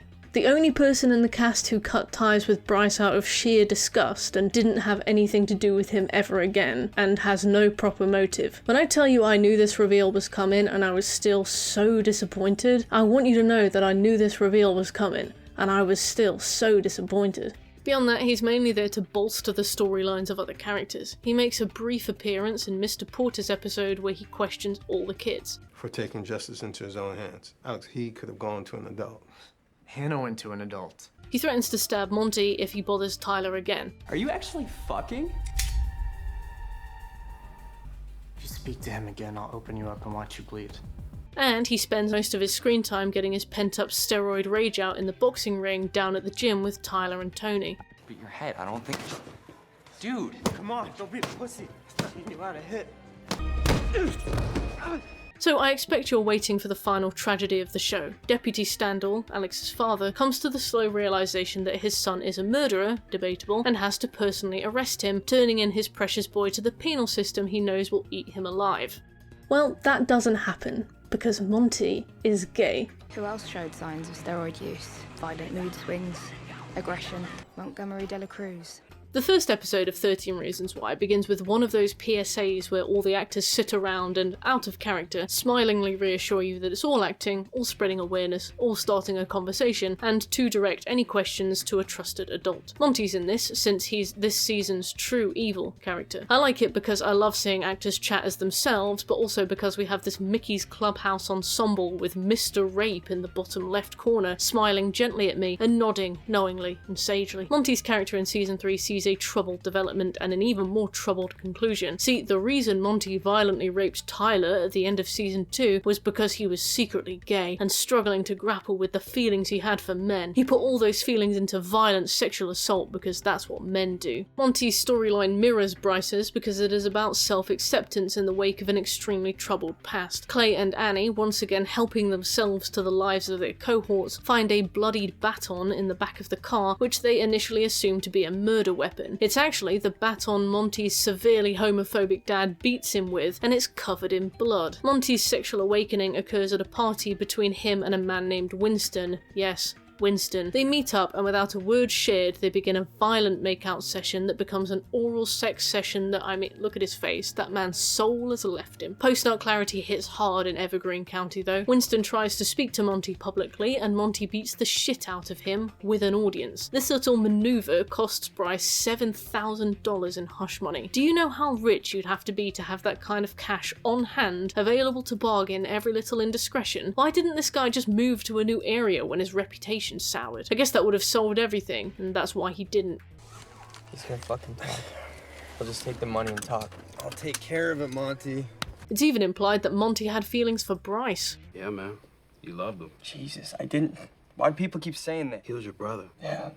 Fucking hurts. So, long story short, but Annie's narration across the entire season has been performed with the intention of framing Monty for the murder of Bryce. At first, she's quite compelling. Her narration effectively emotionally distances her from Clay and Bryce, so she appears more unbiased. She has concrete alibis for all of her friends, and then she weaves this incredibly tenuous tale of how Monty killed Bryce. Absurdly tenuous. Like, okay, do you have any proof? Kind of tenuous, to which she responds, if I didn't have any, I wouldn't be here, and the topic moves on. I don't even know where to begin on this, so see for yourself. You need to know who could have done it and why.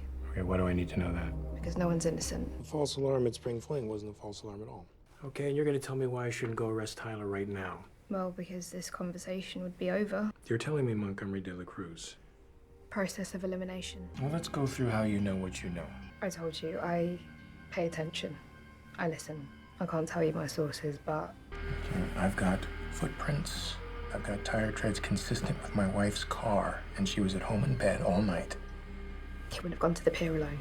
Violence begets violence. It just doesn't always look the same. This scene was miserably bad. Miserably. To be clear, Deputy Standall basically already knew the murderer was Alex. Alex's footprints were found at the scene, including the drag on his left leg from walking without a cane after his injury. His wife's car was there, which Alex drove that night, and her tyre tracks were there. He found steroids in Alex's room, dealt by Bryce, meaning they did have contact when Alex insisted they didn't. All of this evidence was taken and submitted to the case. There are other detectives working on this. While you could argue that Deputy Standall believed Annie because he didn't want his son to go to prison, you can't convince me that no one else on the case went, "Hey Standall, it's really suspicious that you've suddenly ruled Montgomery de la Cruz as our murderer when all of the evidence points to your son. I can believe he'd lie, but I cannot believe it would get past his colleagues." Annie's testimony is absolutely stupid. She admits Tyler almost shot up the school, and Standall's all like, "Tell me right now why I shouldn't go and arrest him." And she just retorts, "Because then this conversation would be over." Like, Annie, you do not have control over the flow of information. You can't withhold the apparently known identity of a murderer and just walk out of the police station if they don't play ball. He points out that his wife's car tracks were at the scene of the crime, and she genuinely just goes, "Nuh-uh," and he's like, "Oh yeah, of course, that makes total sense," and they move on. This conversation is so contrived, so horrifically contrived, that I feel like they wrote the entire series, then decided Alex was the killer, then wrote this awful, frustrating shit dialogue to bridge the gaps, and no one proofread it or asked them what the fuck they were doing. And then they called it a day and had a big 13 reasons why writer room shag. I don't know, this whole episode was wank, and we're not even including the worst part yet. Tyler finally speaks out about Monty's rape. It was a really heartfelt moment, super defining. Monty gets arrested immediately. He's disowned by his father when he admits he is gay during visitation, and his father spits on him, and I think the spit is CGI, which is kind of weird. And that's the last we see of him. Because he dies. Yes, off-screen, totally without build-up, payoff, or even physical proof, Monty is killed by his fellow inmates. There are a few different implications here, the first being that he was killed because he was gay, but the second being that had Clay or Alex been arrested in his stead, they would have been killed too, so he's kind of taken the bullet for them. There's this moment of, thank God it wasn't someone we actually cared about amongst the cast, especially since we don't learn this until Annie completes her testimony, at which point Standall says, "Well, he died today in jail," and both of them are like, "Oh, well that's fortuitous. I guess he's not here to advocate for himself, so we'll just pin the whole murder on him and wash our hands of this mess." I can't decide if it's secretly really clever that while this season acted as though it was redeeming Bryce, maybe it was secretly redeeming Monty the entire time. It's weird, like a meta redemption, but you don't feel sorry for him for anything in universe necessarily. Rather, you feel sorry for him because they turned the rapist into a closeted gay man, into an unquestioned scapegoat, into an unquestioned dead scapegoat. I don't feel like it was intentional that I sat back after the end of this season and went, what the fuck? Seriously? You pin all the crimes on the gay guy and blame it on him being gay, and then have him killed off screen for being gay, and the whole cast is okay with it? They're just like, damn, better him than me. I'm sitting here at the end of a script God knows how long looking at my remaining notes. I've probably used half of my notes to write this, the remaining ones being extra details, quotes, and moments that contribute to a wider point of this season of TV being bad, both in terms of message and narrative. So if I've missed anything, just feel free to drop it in the comments. This video was getting really long and I did not want to make it like double the length, sorry. Between introducing an awful protagonist whose purpose is purely to act as an extension of Clay and serial rapist Bryce as right-hand man and sexual redemption respectively, to pushing a plot forward by being as intrusive and awful as you possibly can be, to concluding a protest subplot with we should just be nicer to people and then everyone gets their equality, to binning a murder case off on a gay, equally murdered kid, season 3 was a tragic mess. It was all over the place. It was embarrassing. Second-hand embarrassing. While I can appreciate it's hard to keep a story like this going over more than 2 seasons, I can't help but feel like 13 Reasons Why might have offered some better, less tainted perspectives if they just did the American Horror Story thing and write a new story every season with the same actors playing different characters every season, telling fresh stories. By the time we arrived at episode 1 of season 3, we were drowning in bullshit already, culminating in a season of television that didn't feel half-baked as much as it felt stupidly overdone. done. While there were moments of genuine good done in this season, Chloe's abortion storyline being a particular standout for me, it was overwhelmingly overshadowed by shit inclusions of prolonged, contrived drama, awful representations of situations, people, and events, and a set of characters I could barely stomach by the end. Now, will it take me another 2 years to cover season 4? Let's find out.